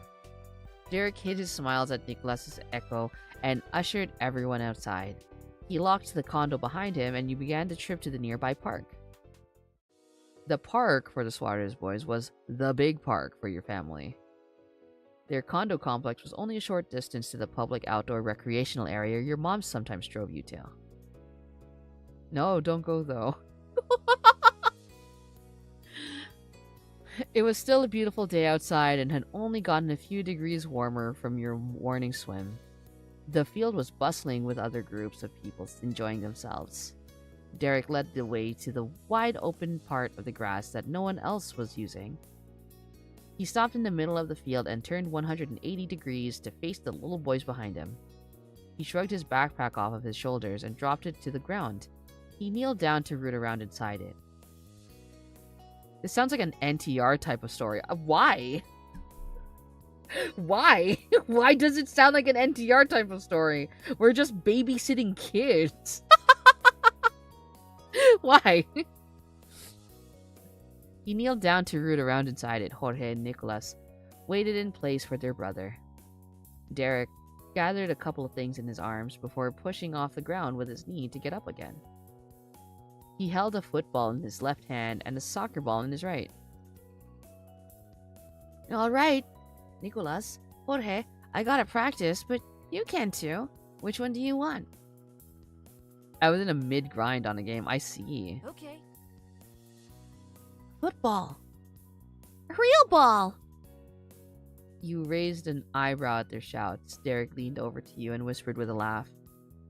You mean soccer ball. It's real because it's actually ball-shaped. Is that a problem? They want both. Derek simply grinned. And I thought so. He tossed Jorge the football first. Jorge caught it from out of the air with one hand and began to bounce it up and down in his fingers, feeling the weight of it. Derek popped the soccer ball gently over to Nicolas, who watched his brother intently. Nicolas had to catch it with both hands. He wrapped his arms around the ball and hugged it to his chest. Other people see it too is insane. Shut up, Slow.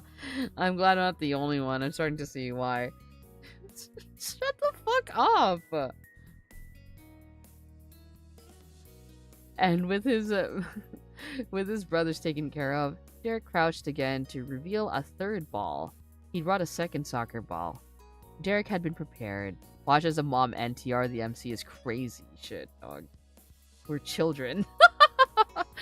He then sprung back to his feet. Another problem diverted. Wait a minute. Wait. Jorge, Nicolas, you can use this half of the field. I'll use that half. Maku can be your ref, so don't get too far from him, alright? It should have been me, not him. Is crazy. Okay. Jorge tossed his football into the air, preoccupied. It spun in an arc downward. Alright! I'm gonna practice! Nicolas embraced his soccer ball tighter, pressing his cheek into it. You wondered just how he'd practice with it when the equipment was about as big as his head. The child looked completely content with the world, but Derek's eyes narrowed. Once again, he shared some Nicolas info into your ear. Place fanboy face down mode. That's crazy. That's insane, dog. Watch him. It's not over. He copies what I say, but it's not what he means.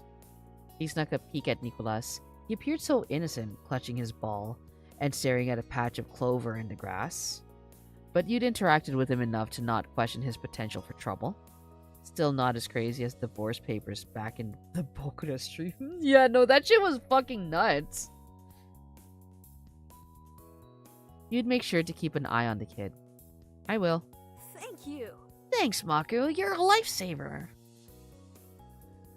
Derek held his soccer ball in both hands and cheered. Bye, bros. Bye. Bye. Bye, bro. Derek put on a smile as he picked up his bag, tucked his soccer ball under an arm, and jogged to his side of the field. He didn't have time to lose. You stood with the younger Suarez boys, effectively turned loose. Jorge stared at you with uncertainty, while Nicolas's mischievous smirk could only make you guess what he was thinking. You weren't going to make Mr. and Mrs. Suarez regret letting you come, and you especially weren't going to disappoint Derek. You were going to watch those boys. Time to be in charge. I'm gonna play over there. He pointed vaguely to the opposite side of the field from Derek and trotted off to entertain himself. You let him go without argument. Jorge wasn't the problem child. Maku knows the context more than I do. In the Bokura stream, we just found out that there's like these two people who like lost a son, and then they were like trying to like the dad wanted to make like a new family, and then the mom was just like, dog, our son is missing. What do you mean we could just make a new family? And so like they were like discussing divorce. It was kind of insane. When you saw him settle in, throwing around his football and chasing it, you smiled. You only need to manage Nicolas. You aimed your grin towards him, but instead of being in the clover patch, he was missing. What the fuck? You snapped your head back and forth until you spotted him in a fumbling dash across the grass, struggling to keep his soccer ball from slipping out of his small arms. When Derek said watch him, he had really, really meant it. Your first babysitting gig was off with a bang. I dropped something. Give me a second. Where'd it go? I found it. Give me a second.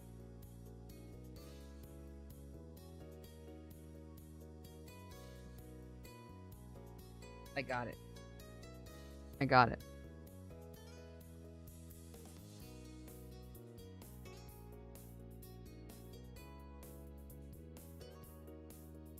He ran over and picked him up.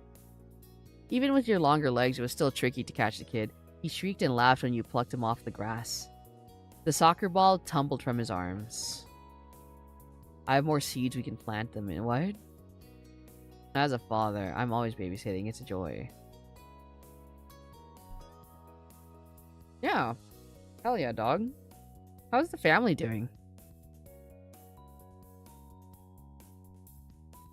He reached for it with all his might, stretching his arms and kicking his legs for momentum. You couldn't contain him, so you carefully placed him back on his feet before he could fall. Oh hey, Nicholas, you're hanging out with me just like Derek does. Nicholas paused, finally interested. He raised one of his bushy eyebrows. You'd said the magic words, like Derek. We're doing better compared to last week. No one is sick this time. I'm glad. I'm so glad to hear that. He spends a lot of time coming to see me, remember? Now it's your turn to be the person I have fun with. Pretty cool. Nicholas's cheeky grin fell, but his eyes began to sparkle. He pumped one of his fists in the air.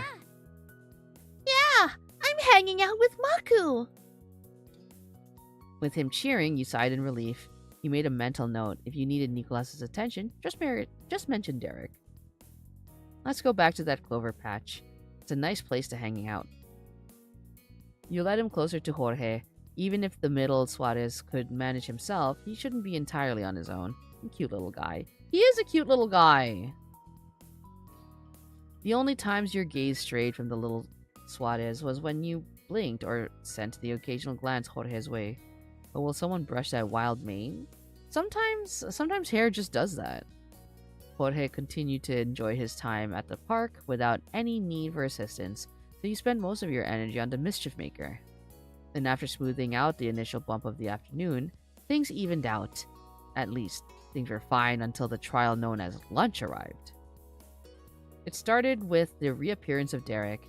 His presence sent Nicholas into hyperdrive. He bounced on the tips of his toes and waved both his hands frantically. Derek's back! I guess it's the father side. I'm so used to brushing my daughter's hair. She has thick hair as I do. That's so sweet. I remember when my dad helped to comb my hair. He did it exactly once and he was like, I'm never doing this again, son. He was like, this is too much effort. And I'm like, you're right. And then after that, I cut my hair. Cut my hair. He tackled his older brother and latched around Derek's left leg. Jorge, like half of the entire park, noticed a shout. He jogged over to see if any important updates were happening without him. And then he does it again. And then he does it again. Derek winked. Hey, bros. What's up? Hi, Maku. I hope you're doing alright. As he spoke, he let his bag drop to the ground. He crouched over it and scrounged up the packed lunches. Little ones attaching to you like armor parts. Fun times. Yeah, little guys. Yeah, I miss when my nephews were like tiny babies. They were so fun. I mean, they're still fun. It's just a different type of fun now. It's like very exciting when I can scrounge them up for like a crafting activity or something, or like a movie.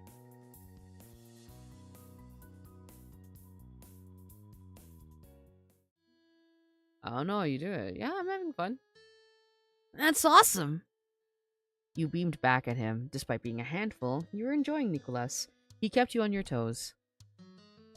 Are you having fun, Nicholas? Yeah. Me too. What about you, Jorge? Yeah. Derek sat aside 3 paper bags in the grass. One in front of Nicholas, another next to Jorge, and the third went to you. Derek kept the 4th lunch inside his backpack. He only pulled a water bottle out from it and closed the bag back up. Dog, my fucking, arm did something funny just now. Feel ya. I have around, 6 or 7 of those little ones running around. Oh my god. Okay. Okay, Nicholas. You gotta eat now with Maku and Jorge. Nicholas clenched Derek's jeans more desperately as he whined. You're not gonna eat with me? Derek scratched the back of his head and gave a longing glance back to where he'd been practicing. Do you mind, Makru? I was hoping that I'd have more time to practice. He bit his lip, hope clear on his face. He had confidence that you could handle lunch alone. Sure. Thanks! I owe you one. Nicholas's whimpering never stopped being high-pitched background noise. Derek ruffled his hair. Hey, check this out. He picked up Nicholas's soccer ball and placed it on top of his own head. Nicholas's jaw dropped theatrically as Derek fully stood up while keeping it balanced. Wow! Nicholas cheered and jumped up and down, still holding onto Derek's leg. Derek bent his knees and then popped up fast enough to launch the ball in the air. He caught it on his head again. Nicholas let go of his brothers to clap. Derek grinned at Nicholas, but his gaze flicked to you for a second. Okay. He's so sweet. The show over, Derek inclined his head and let the soccer ball drop into his hands. He held it out to Nicholas. Make sure to eat a good lunch, okay? Then you can get back to practicing. Dog, my fucking arm is doing something crazy.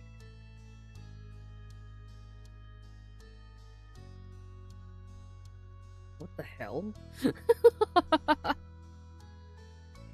Okay. Nicholas spoke into the soccer ball he had cuddled to his face. He had been starstruck enough that he couldn't disagree with anything his biggest brother said. Derek waved at you and Jorge before heading off to where he'd left the soccer ball, carrying only the water bottle with him. Jorge promptly took a seat in the grass by the lunch bags. Is your arm cramping up? I think so. It's doing something crazy. It immediately rolled off. He just tried again. He reached over to the lunches. Each bag had a clearly written name in black marker ink. Jorge collected his bag, you had yours, and you attempted to give the last one to its proper owner. But Nicholas showed zero interest in the bag. You imagined he would have been more interested in Derek's lunch bag, even though they probably had the same wheels. Jorge scoffed, knowing his brother was going to be difficult again. He took a sandwich from his bag. From looks alone, you guessed it was as sliced deli turkey, ooh, yummy, a pale-colored cheese, yummy, and some veggies, yummy. With Nicholas clearly busy, you took his sandwich out for him. The sandwich was ham, yummy, and some sort of orangey cheese, cheddar, almost certainly. Oh my god. I just want a sandwich so bad. You offered the food directly to Nicholas, and he still didn't bite. He wanted to play. I want a sandwich so bad.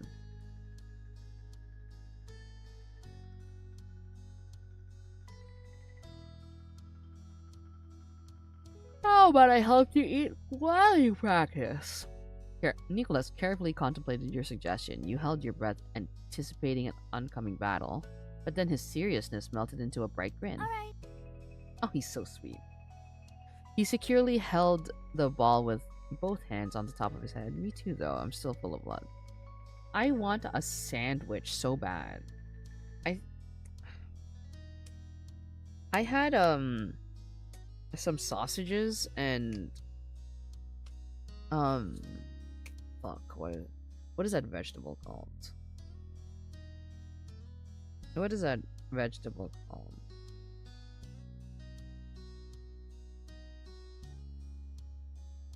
I had sausages and veggies for dinner. I just want a sandwich, dog. Oh no. When will my sandwich craving end? And then in one fell swoop, Nicholas leaned over to tear a chunk of sandwich right out of your hand. That's crazy. Glancing over to Jorge, you saw that he was quietly enjoying his lunch. You relaxed now that the situation was back under control. You lifted the sandwich up for Nicholas to strike again. He gladly took another big chomp out of it, and you realized far too late that his focus on the ball was waning. It tumbled away as he swallowed and leaned in for another bite.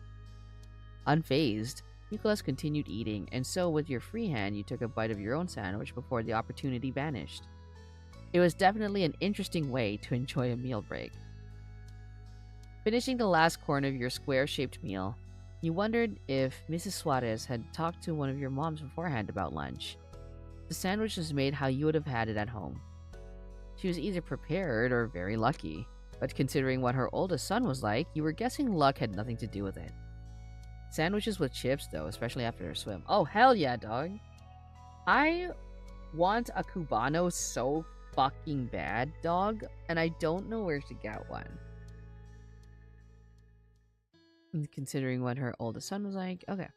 Along with the sandwiches, there were also bags of carrots, celery, and a few cookies. Between the three of you, it wasn't long before all the snacks were gone. With nothing left to nibble on, Nicolas yawned and curled up in the grass, cuddling the soccer ball against his chest. Jorge stood up, watching his little brother fall asleep. Once he was certain that Nicolas was down for the count, he started cleaning up the trash. You admired the maturity he showed for his age. Cubano, I have no idea what that is. A Cubano is a sandwich. It's just like a ham and cheese sandwich, but then you put like chips inside. Like a Cuban sandwich.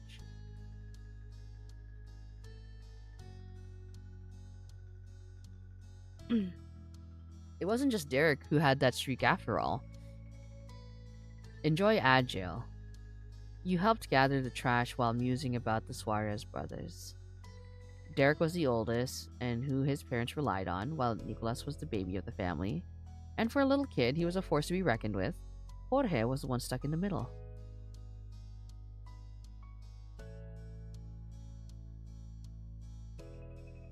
Yeah, I saw your football throws earlier. They were really good. It sounds tasty. It's so good, dog.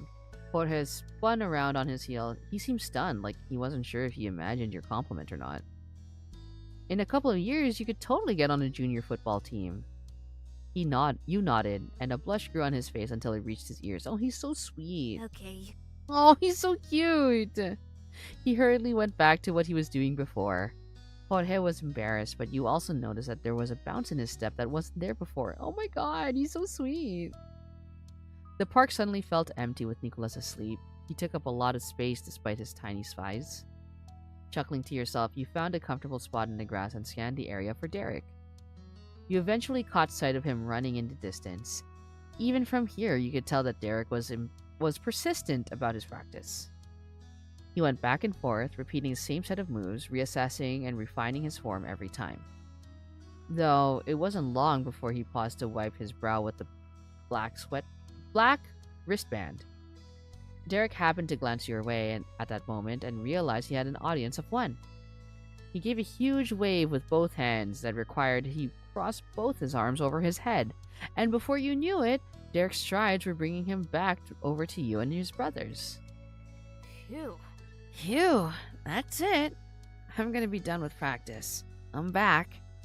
Welcome back. Thanks for watching, Jorge and Nicolas. I didn't mean for it to be so long. It's okay, I'm happy to help. The sincerity in your voice had Derek bashfully keeping his eyes on his shoes instead. Your heart rate picked up as he chose to respond in kind. I'll probably end up saying it again, but thanks, Maku. You're a lifesaver. Next, he shifted his attention over to his brothers. Jorge gave a little wave. He'd been waiting patiently for his big brother to wrap up his conversation with you. We're going back. Jorge simply got up, not needing any more guidance, while Derek kneeled in the grass to nudge Nicolas out of dreamland. A single eye cracked open at first, and then they both popped wide open when he realized who was with him. Derek!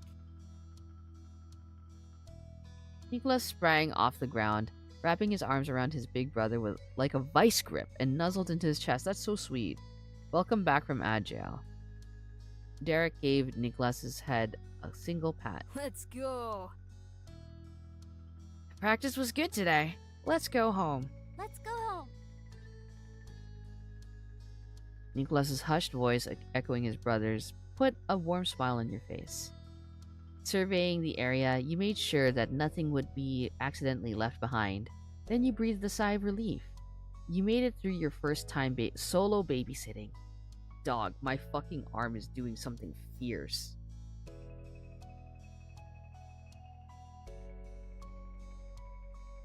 That's crazy.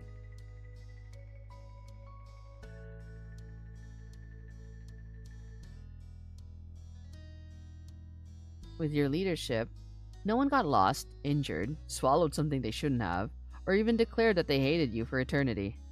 So, in your book, you'd say it went fairly well. Okay, give me a second.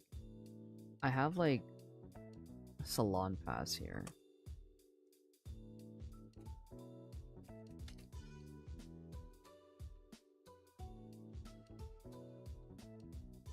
But anyway, how are you all doing? I hope that you're enjoying the game.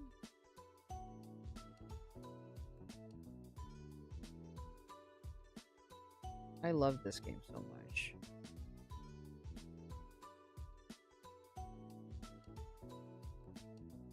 It took a bit of a backseat last year because there's just so many things that I wanted to do. And because I was like, you know, while I have the energy to play other things, I should, because this one is a great game to kind of unwind with. I don't know if massaging the arm or putting an ice pack would help. I put like what the fuck are these called? Like a pain relieving patch on it.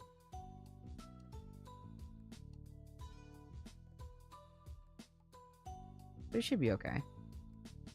The 15-minute walk back from the park passed by pleasantly. The late afternoon sun fell behind you and your shadow soon stretched across the sidewalk. You wiggled your fingers and then exaggerated your hands' movements in order to watch the shadow change. Mellow games are great, not going to lie. Mine is Runes Factory. Oh, fuck yeah, dog. Or Legend of Zelda. Hell yeah. Hopefully that patch works. I put two on. Because it's doing something crazy near my elbow.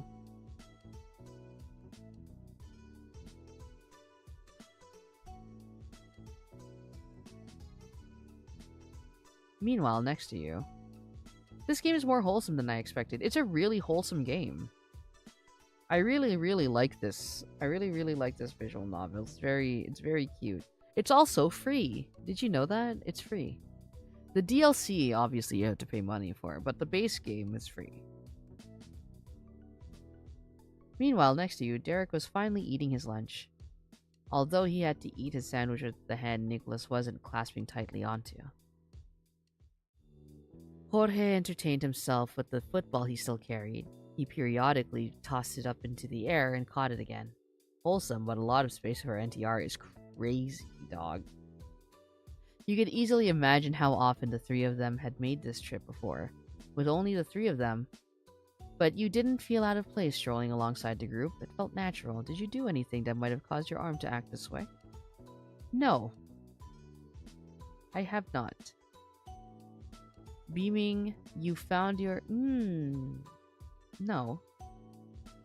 You knew without a doubt that the way you felt was because of him. He was so good at making you feel welcome. I love Derek. He is very sweet.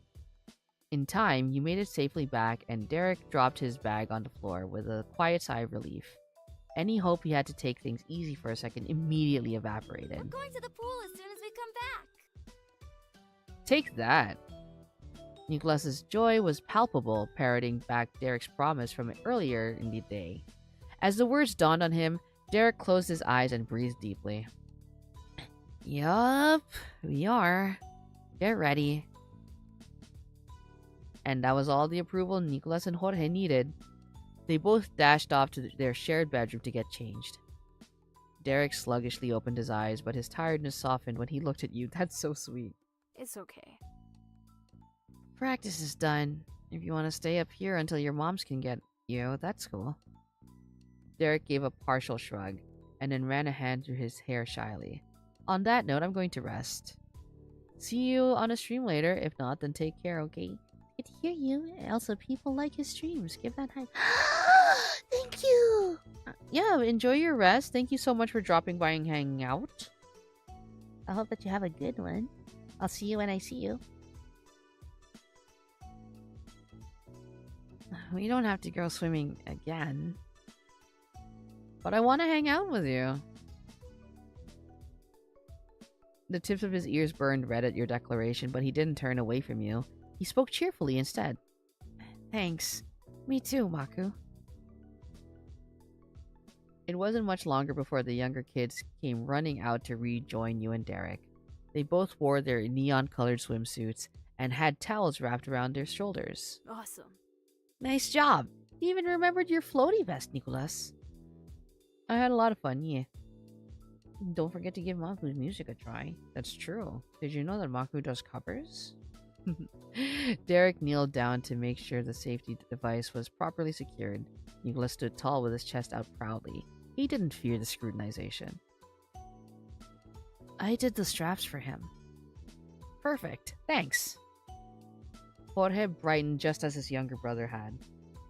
Standing back up, Derek shifted his attention to you. Same quick change strategy from earlier? Yeah. You darted off to get changed first. Derek nodded seriously when you returned to take over for him. He re-emerged a couple minutes later and diligently went over to the counter to write something down. Curious, you inched closer. Just gotta leave a note so Dad knows where we are. Then we can go. Oh, sounds good. Everything was squared away, as Derek was always sure to do, and the four of you marched right back out to the apartment for another excursion. By the time the distinct smell of chlorine tickled your nose, the sun had fallen low in the sky. You circled around some nearby lounge chairs and deemed them capable of keeping your things safe. Inspecting the gleaming water, you noticed that Jorge and Nicholas hadn't moved towards the pool yet. Both of the little boys were watching Derek like hawks. You picked up enough this afternoon to know it was because Jorge didn't want to do anything without permission, and Nicholas didn't want to do anything Derek wasn't doing. I'm on it. Here I go.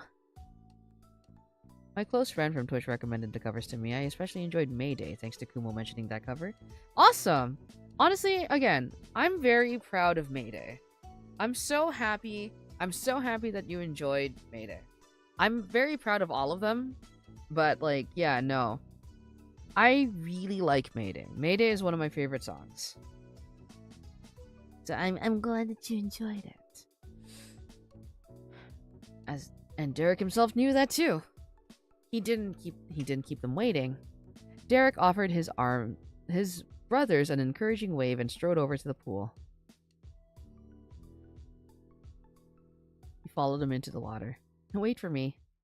Derek paused at the pool's edge and glanced over his shoulder. He beamed at you. All right. On 3. 1, 2, 3. You simultaneously leapt into the pool, making a huge splash.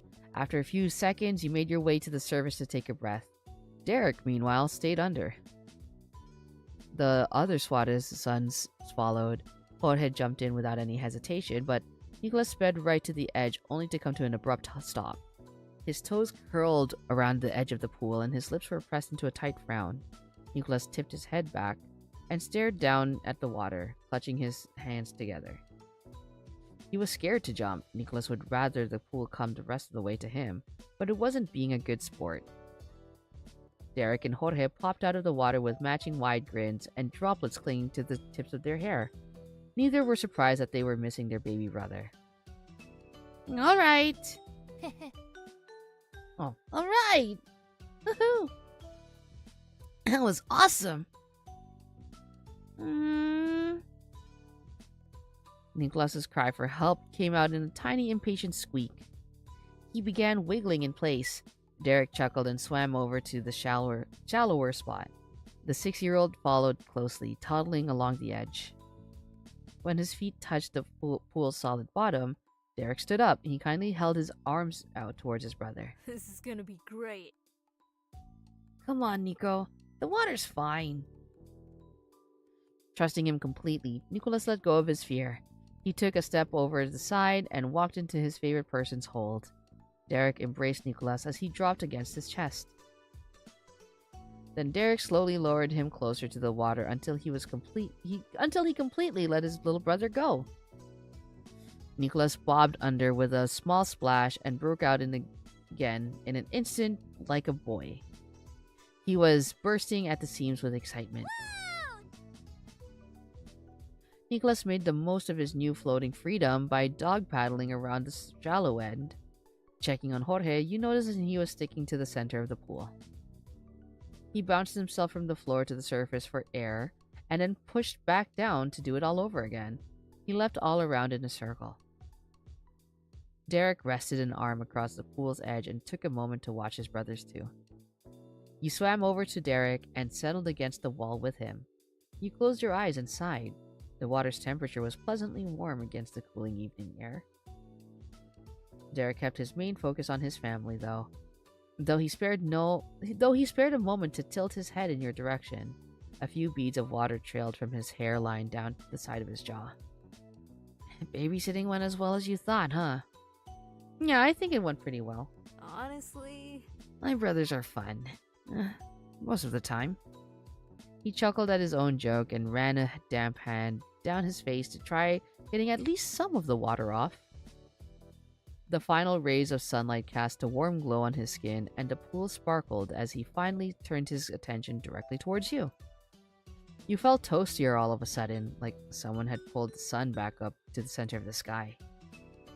Derek's mouth turned into its usual wonderful smile.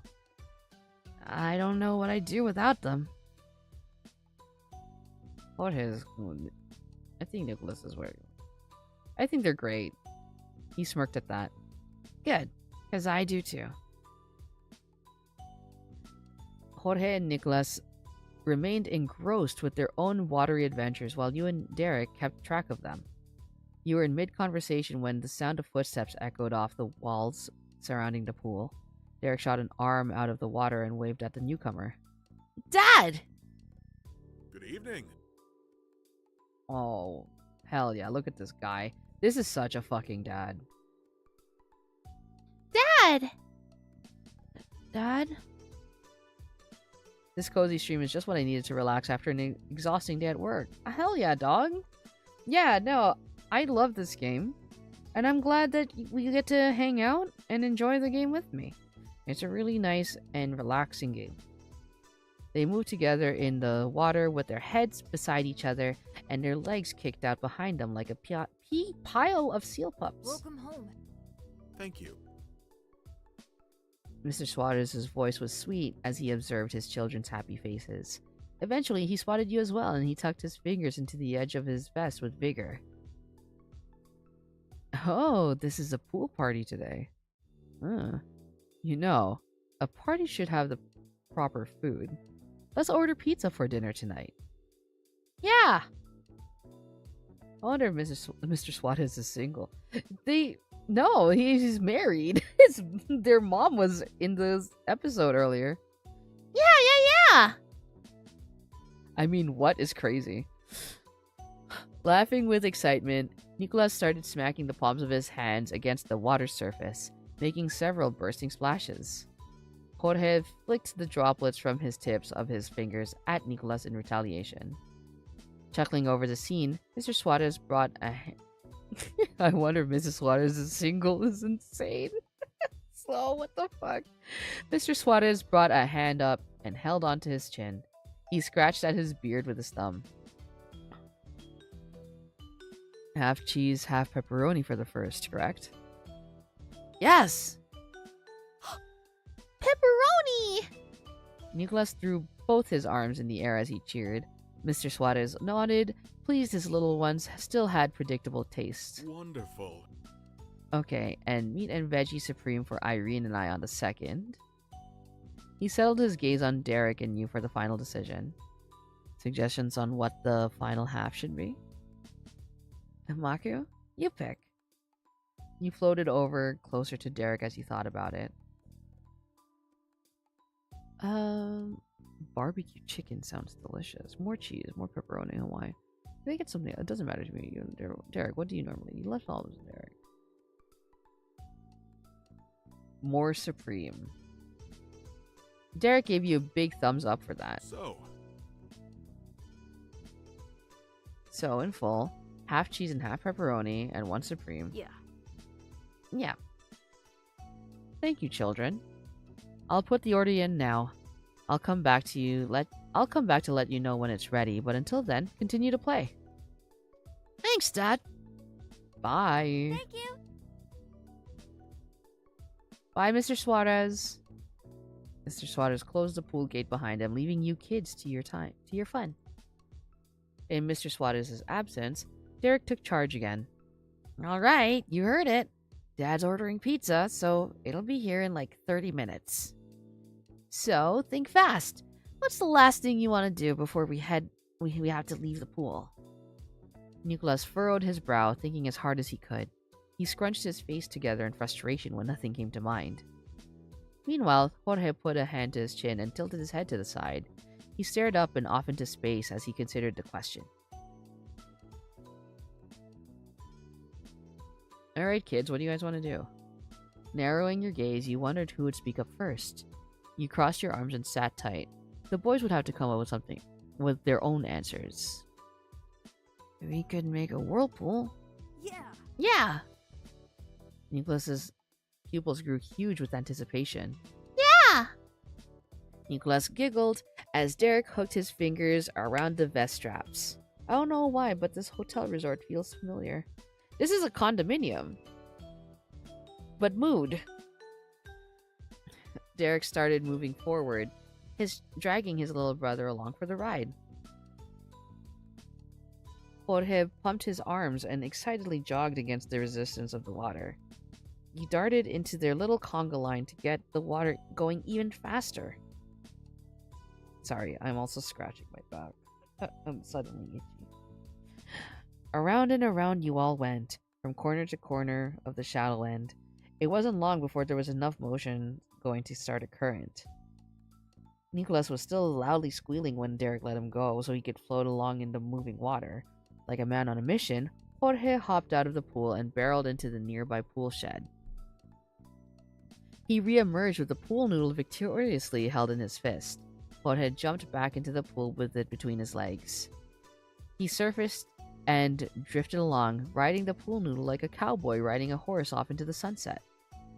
You and Derek continued to push the water bike, running in circles to stop the whirlpool dying out. Each time Derek lapped one of his brothers in the loop, he gave them a high five. Oh, he's so sweet. The four of you thoroughly enjoyed your time at the pool. It flew by so fast that you were surprised when you spotted Mr. Swatters cruising down to the water's edge once more. Dinner's here, and even better, Mom's home. Yay! The youngest Swatters threw his wet confetti into the air. Even his dad wasn't safe from it. Mr. Swatters took it in stride and wiped his glasses against his vest. Derek was out of breath, but he beamed.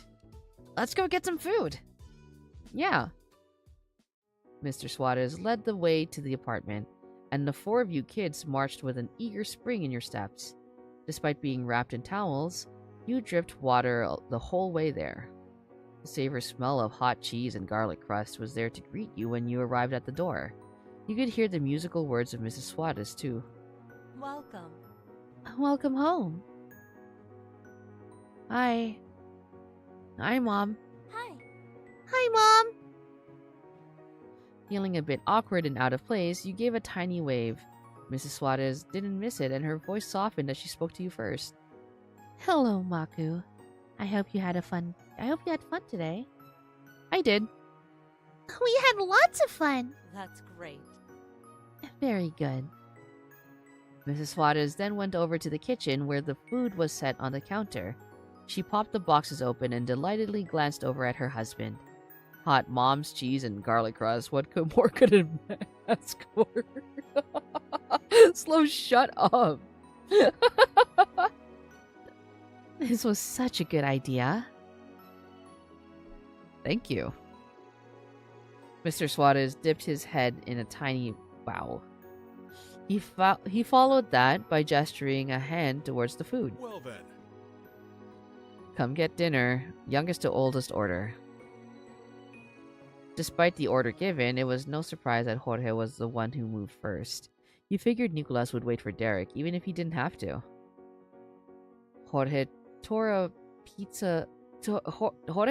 paper towel from the roll and used it to grab a slice of plain cheese pizza. He hot-footed it back over to the entryway, standing there so he wouldn't bring water any further into the apartment. You can go next, Maku. It'll be easier that way. The food smelled even better up close. I asked for the fucking Supreme, dog. I'm gonna get the Supreme. You hurried back to the entryway with your dinner. Derek went next, tiptoeing over with Nicholas at his heels. He grabbed a slice of pepperoni and passed it to Nicholas. Derek then grabbed a slice of pepperoni for himself, but instead of going to the entryway, he went to an open space on the floor. You curiously watched as Derek laid his towel on the floor and then sat down on it, crossing his legs. Nicholas plopped down on the towel right next to him and started on one of his pizza crust corners. I'm gonna stand with Jorge. Jorge has just been alone this entire fucking day. You didn't mind eating on your feet, but you also didn't give yourself much time to think about it. Taking a big mouthful, you focused on filling your belly instead. Finally, Mr. and Mrs. Suarez got their slices of pizza. They stood in the living room in between the spots their sons had taken.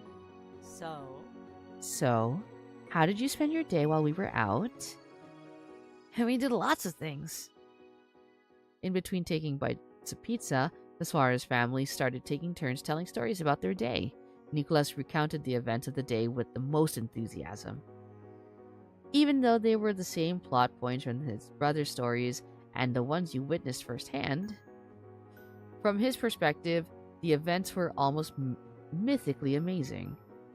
Poor Jorge, but relatable. Right, understandable. I too was a middle child. For my cousins. My cousins and I were always together, so, you know. Basically, like, not quite the same. But when we were together, it was the same shit. You know, I used to be biggest op for pineapple on pizza, but after getting a free pie with pineapple on it, I see the vision. Yeah, honestly, I will eat anything that is on pizza. Just give it to me. I'll eat anything that's on pizza at least once. I've had a potato pizza and that shit was kind of fucking crazy. I also had a poutine pizza and that was so good.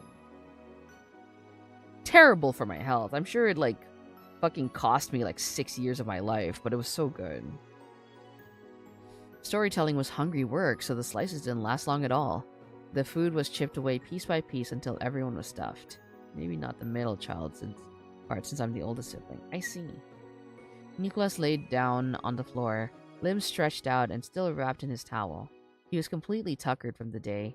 Mr. Suarez plucked him off the floor and held him under one arm. Bath time.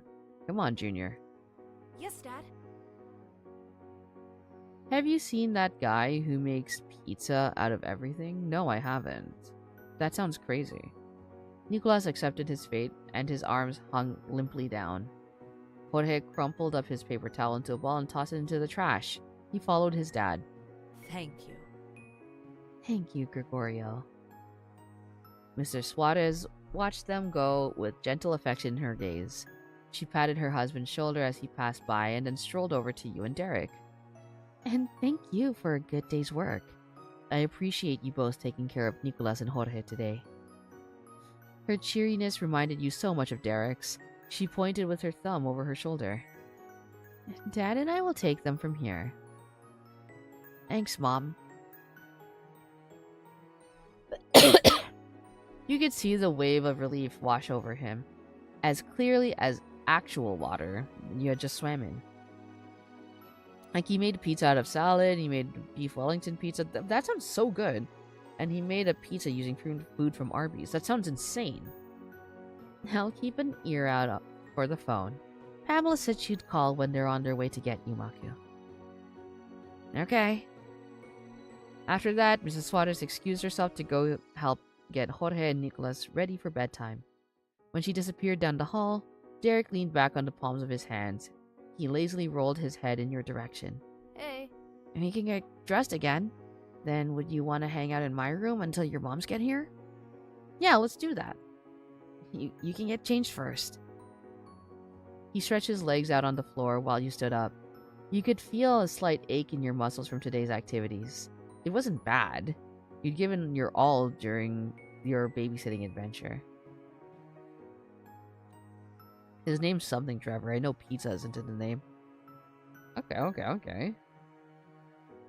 Gathering your things up in your arms, you left to get changed. I only know the guy who makes, like, knives out of everything. I miss you, Kiwami, Japan. It wasn't long before you and Derek went over to his room for some sibling-less free time. Oh my god, look at all of this soccer shit. Derek opened his bedroom door and gestured for you to lead the way.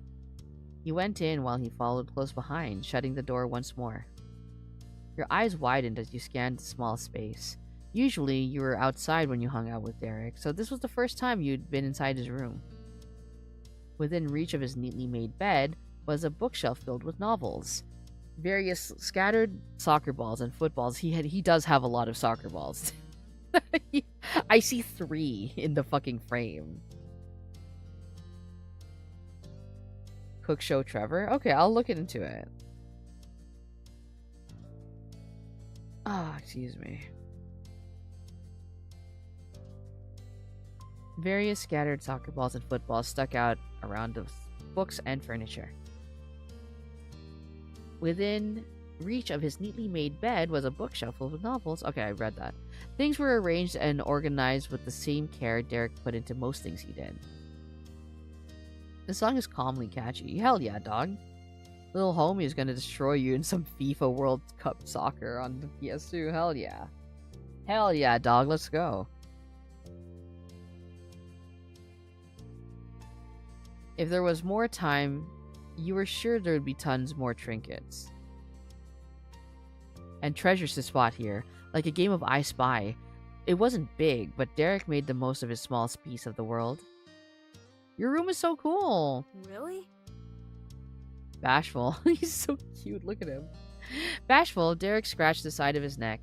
He cheerfully watched you look over his things until it clicked. Whoa. You've never hung out in my room before, huh? Nope. It's the first time. I don't think I've ever played a FIFA game, I'll be honest, thinking about it. That's kind of weird to think about. Sorry. But anyway, sorry, I don't have any chairs in here. You can sit on my bed if you want. Thanks, I appreciate it. Just lie down on his bed. I would. I really would. You sighed loudly, letting yourself melt into the cozy blankets. Derek crossed his arms and laughed loudly. Sure, get comfortable. You playfully propped yourself up on your elbow and rested your chin on the palm of your hand.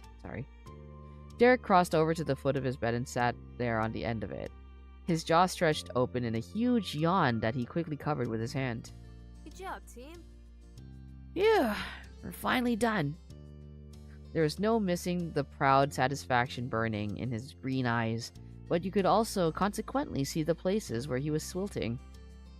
Sometimes you kind of worry about how he threw himself wholeheartedly into things all the time.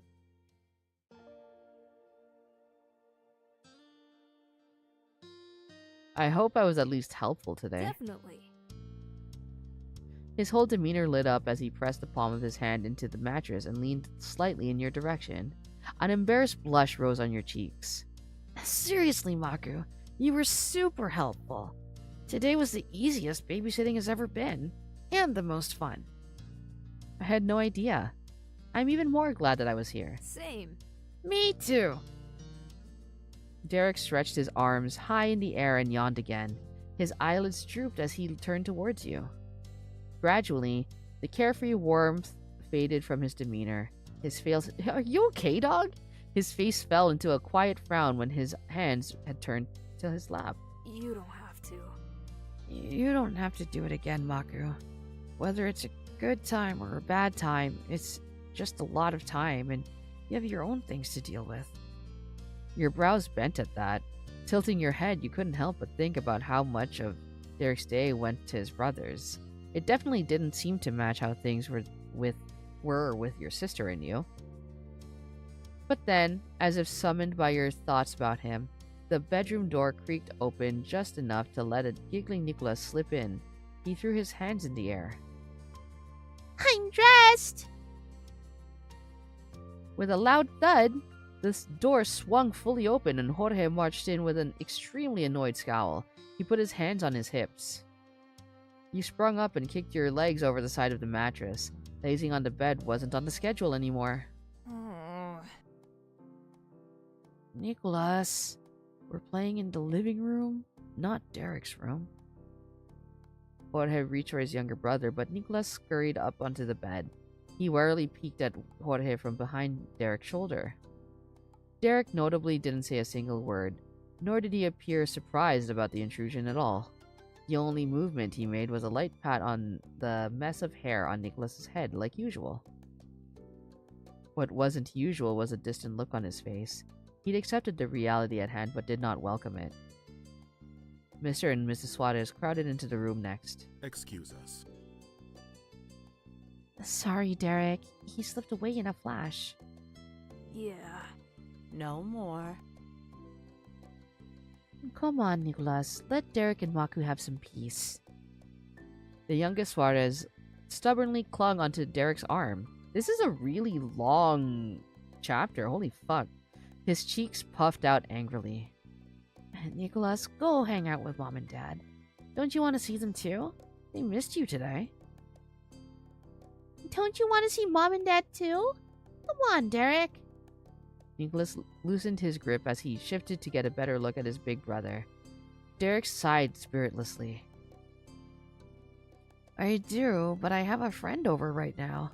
I'll spend time with Mom and Dad and you later. Nicholas bent forward and grasped Derek's pant leg. He brought out the big guns and stared up with the most pitiful eyes and matching pout.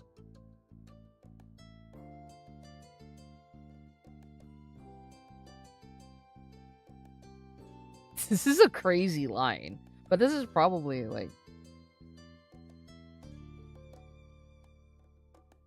You know, Derek does what he's supposed to do. You can be like that now, Nicholas. All focus shifted over to you in surprise, but the one you were focused on was the youngest Suarez. Silently, he met your stare, and you could tell that he was mulling over your words. I know you can do it. Hey kid, leave us alone. I know you can do it, come on. For a second, you had a glimmer of hope that you could fix things for Derek, but as the moment passed, Nicholas still didn't budge from his spot. His grasp only tightened. End of discussion. Nicholas, we're reading a story right now. Nicholas angrily shook his head as she advanced across the room. She unapologetically peeled her smallest child off of Derek. The young boy let out a high-pitched whine for the entire extraction. Jorge frowned sympathetically over the confrontation while Derek winced at the noise. When the deed was done, the middle son followed his mom out of the room. You could still hear Nicholas's piercing cries. He was carried away. I'm very sorry about the interruption. Continue as you were. None of us were ever here. He gave the both of you an encouraging smile before carefully shutting the door again. I can fix him is insane. It was finally silent.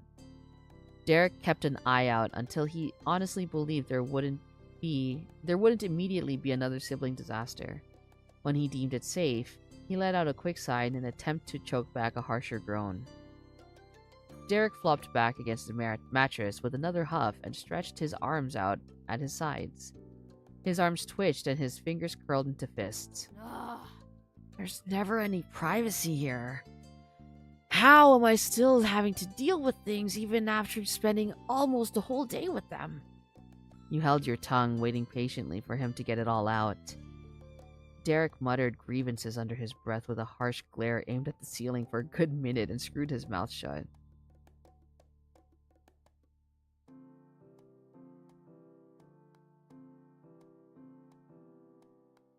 I think you did a really good job, Derek. He didn't respond, but you witnessed the bulk of his anger gradually fade from his brow before he attempted to look in your direction. And when he did, you saw sparks of his usual vibrancy. It gradually returned as he held your gaze. You were thankful that your presence seemed to help bring him back to feeling like himself again. I mean it. I know you do. Thanks, Maku. Evening his breath, Derek folded his arms across his chest and squeezed his eyelids shut. You could tell by the tension in his face that he was still bothered. He was still thinking hard, searching for something. It's quite funny. This wholesome stream is quite a contrast compared to the chaotic Mario Kart World stream. Yeah, dog. Listen, Mario Kart is Mario Kart. Man. I can make this work. His low mumble was followed by a long pause that had you intrigued. And then he jumped forward so that he was sitting upright again. The grin you were so used to seeing was back in full force. Maku, want to go back to the pool? Nobody's going to be there this late, and my bros are not going to be able to leave the house. We don't have to get in or even change clothes. I think it'd just be a kind of nice place to talk and that sort of thing. Oh my god, dog, this is so long. It's not that I'm not having a good time, it's just that I'm shocked at how long this part is. Avoiding your gaze, Derek nervously rubbed the back of his head. You could tell that he was trying his hardest to be nonchalant, but he wasn't exactly succeeding. Good thinking. All right. Oh my god, I need to sneeze. Derek leapt up to his feet and turned, holding a hand out for you to take. I'll hold his hand. I like him. He's so sweet. He's just a little guy. Derek squeezed you back and helped pull you to your feet. Let's go. The door slowly creaked open as Derek peeked out. Double checking that the coast was actually clear, he gave you a thumbs up. I don't see Nicholas. I think we're good. You returned his thumbs up, silently hoping that this wasn't the calm before the storm. In a way, I love the contrasting dynamic. It's like two sides of the same coin. Oh, like, just being, like, chilling and then the chaotic bullshit? Yeah, dog. In general, I just try to kind of have, like, a calming thing. Even, like, Mario Kart is kind of, even though it's as chaotic as it is, it's supposed to be, like, a relaxing sort of thing for me.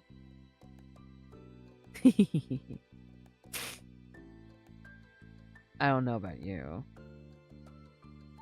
But yeah, no. It's like a thing of like, I just kind of want to relax and vibe after however bullshit.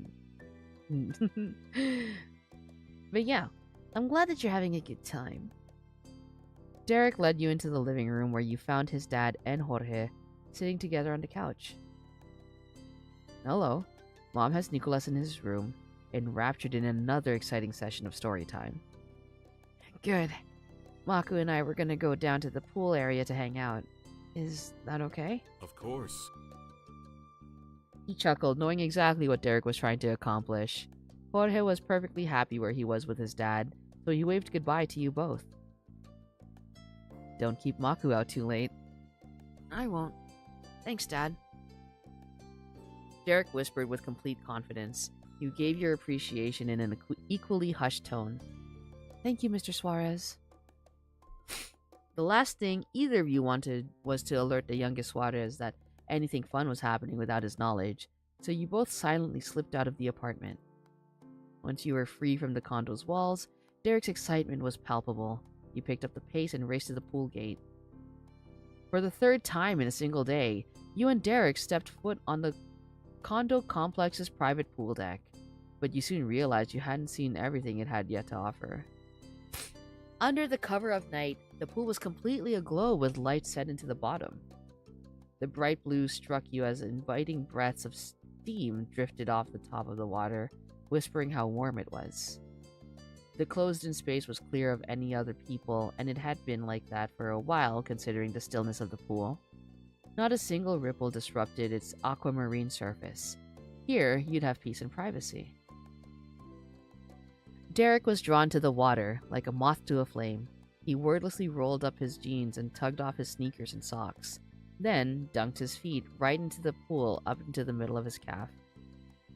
He stretched and wiggled his bare toes in the comfortable embrace of the heated pool on a summer night. You joined Derek at the edge. Don't join my fucking dip my feet in the... Whatever, it's fine.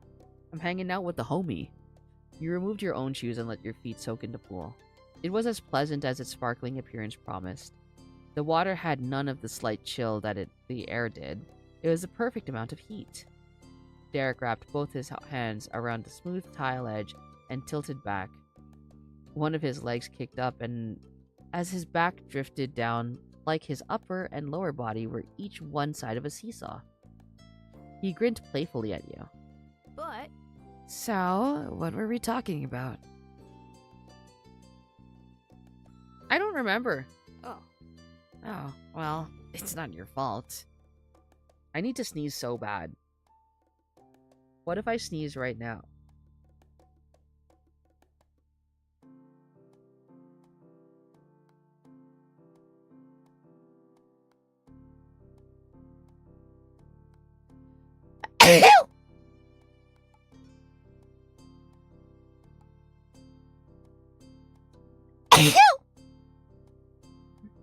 I wonder if Tanukis like to swim? I like to swim. Thank you.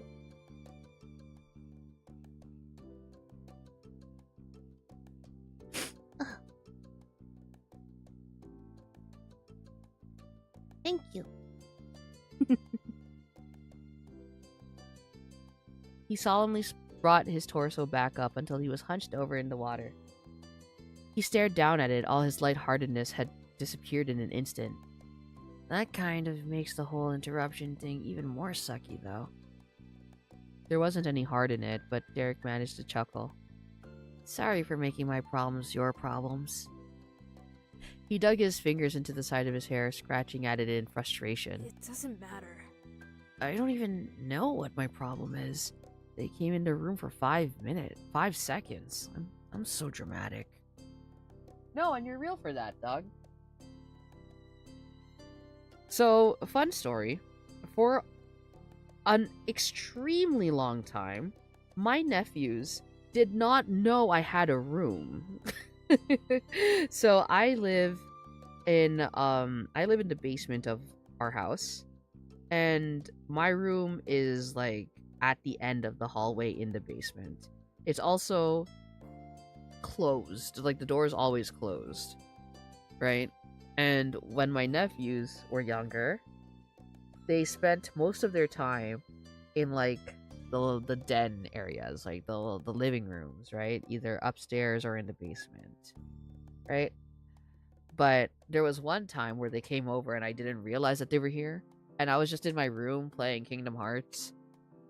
And then the look on their faces when they found me in my room, just like sitting on my bed, was insane.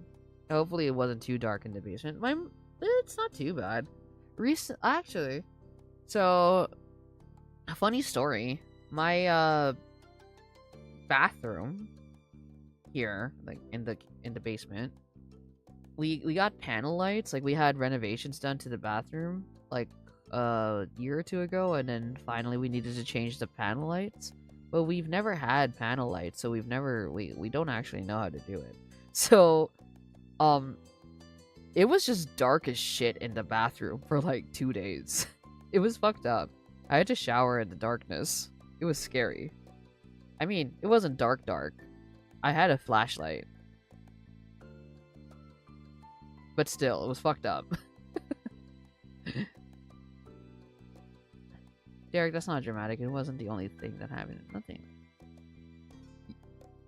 I don't even live here. That's not dramatic. Yeah. Derek crossed his arms tight and pushed them against the top of his legs. The blue water rippled around him as his legs moved against the pool wall. He pressed his heels into it. The pressure that had been only on the inside was coming out. It's just... The thing is, Nicholas and Jorge need me all the time, and my parents need me because they need me. I don't want to let them down. I really don't. But it's hard. Every day, it's like I'm gonna mess up and disappoint somebody. He bit his tongue and released his limbs from the locked positions they'd been stuck in. Sorry, I heard something and it scared me. He couldn't scrub the furrow away from his brows. Forget it. Forget it. Everyone has stuff to worry about. It's not just me. Mom has to take care of them way more than I do, and Dad works a job pretty much the entire day. Don't if they do things, you still deserve to be happy. I admire you. You're such a little guy. I don't know why. He went silent, unmoved. Nicholas was the one who caused trouble, but somehow Derek had made himself the bad guy. It was upsetting, but Derek wasn't anywhere close to really being grown up. Of course he couldn't be perfect, even though he acted like he thought he should be. Derek, remember when your dad first came to the pool and you, Jorge, and Nicholas were all excited? You're just like your brothers. Even if you're in charge sometimes, you're still your parents' kid. You don't have to act like an adult, especially not with me. Showering in the dark isn't too spooky. It was a little scary. Finally, slowly and carefully, Derek dared to glance at you again. Thanks, Maku, for saying all that. His shoulders squished inward to frame his lowered head.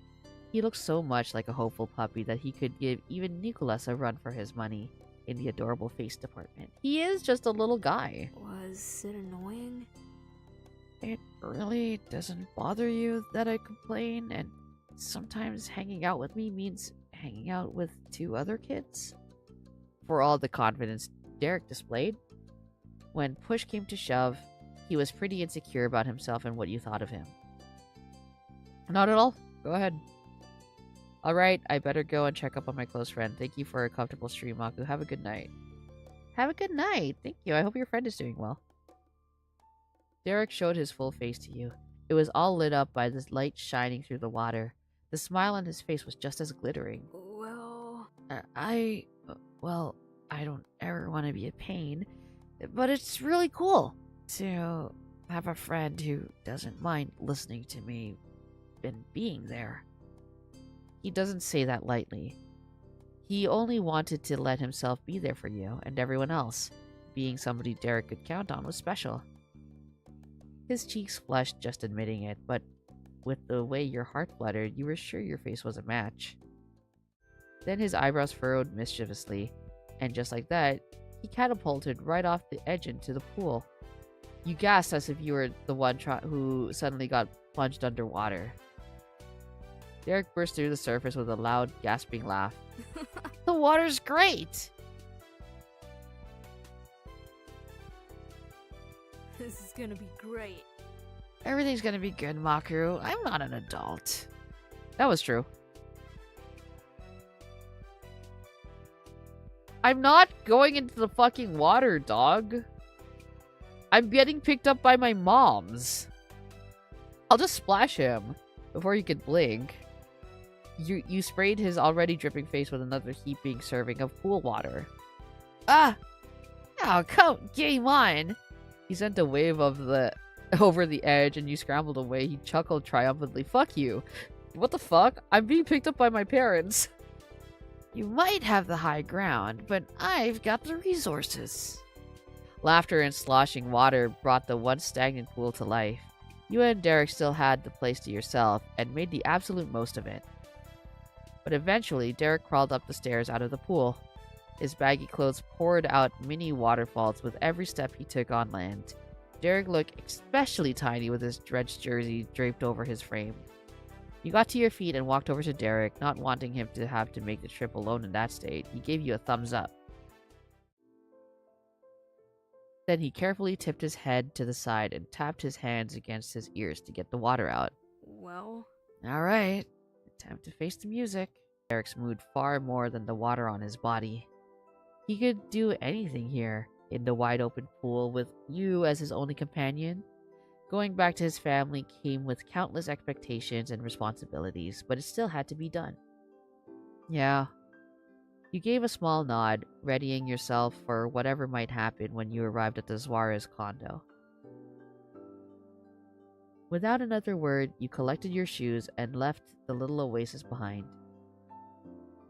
Let's hold hands, we're so sweet. His slippery fingers gripped you as tightly as they could.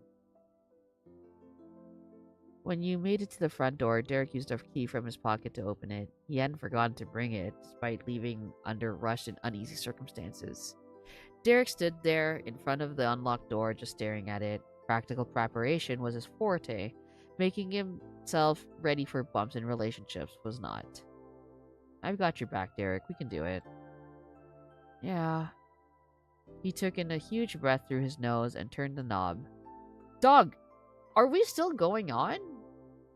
Okay, so I'll be real. I'm gonna save this here. I know, like it's probably almost done. It's just that, like, it's getting late for me, and I kind of need to go to bed, dog. But it was fun. It was a lot of fun. Let's see here.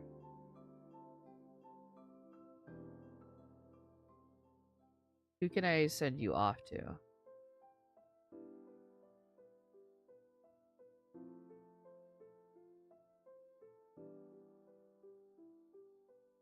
I see that Boss is streaming, so I'll send you off to Boss.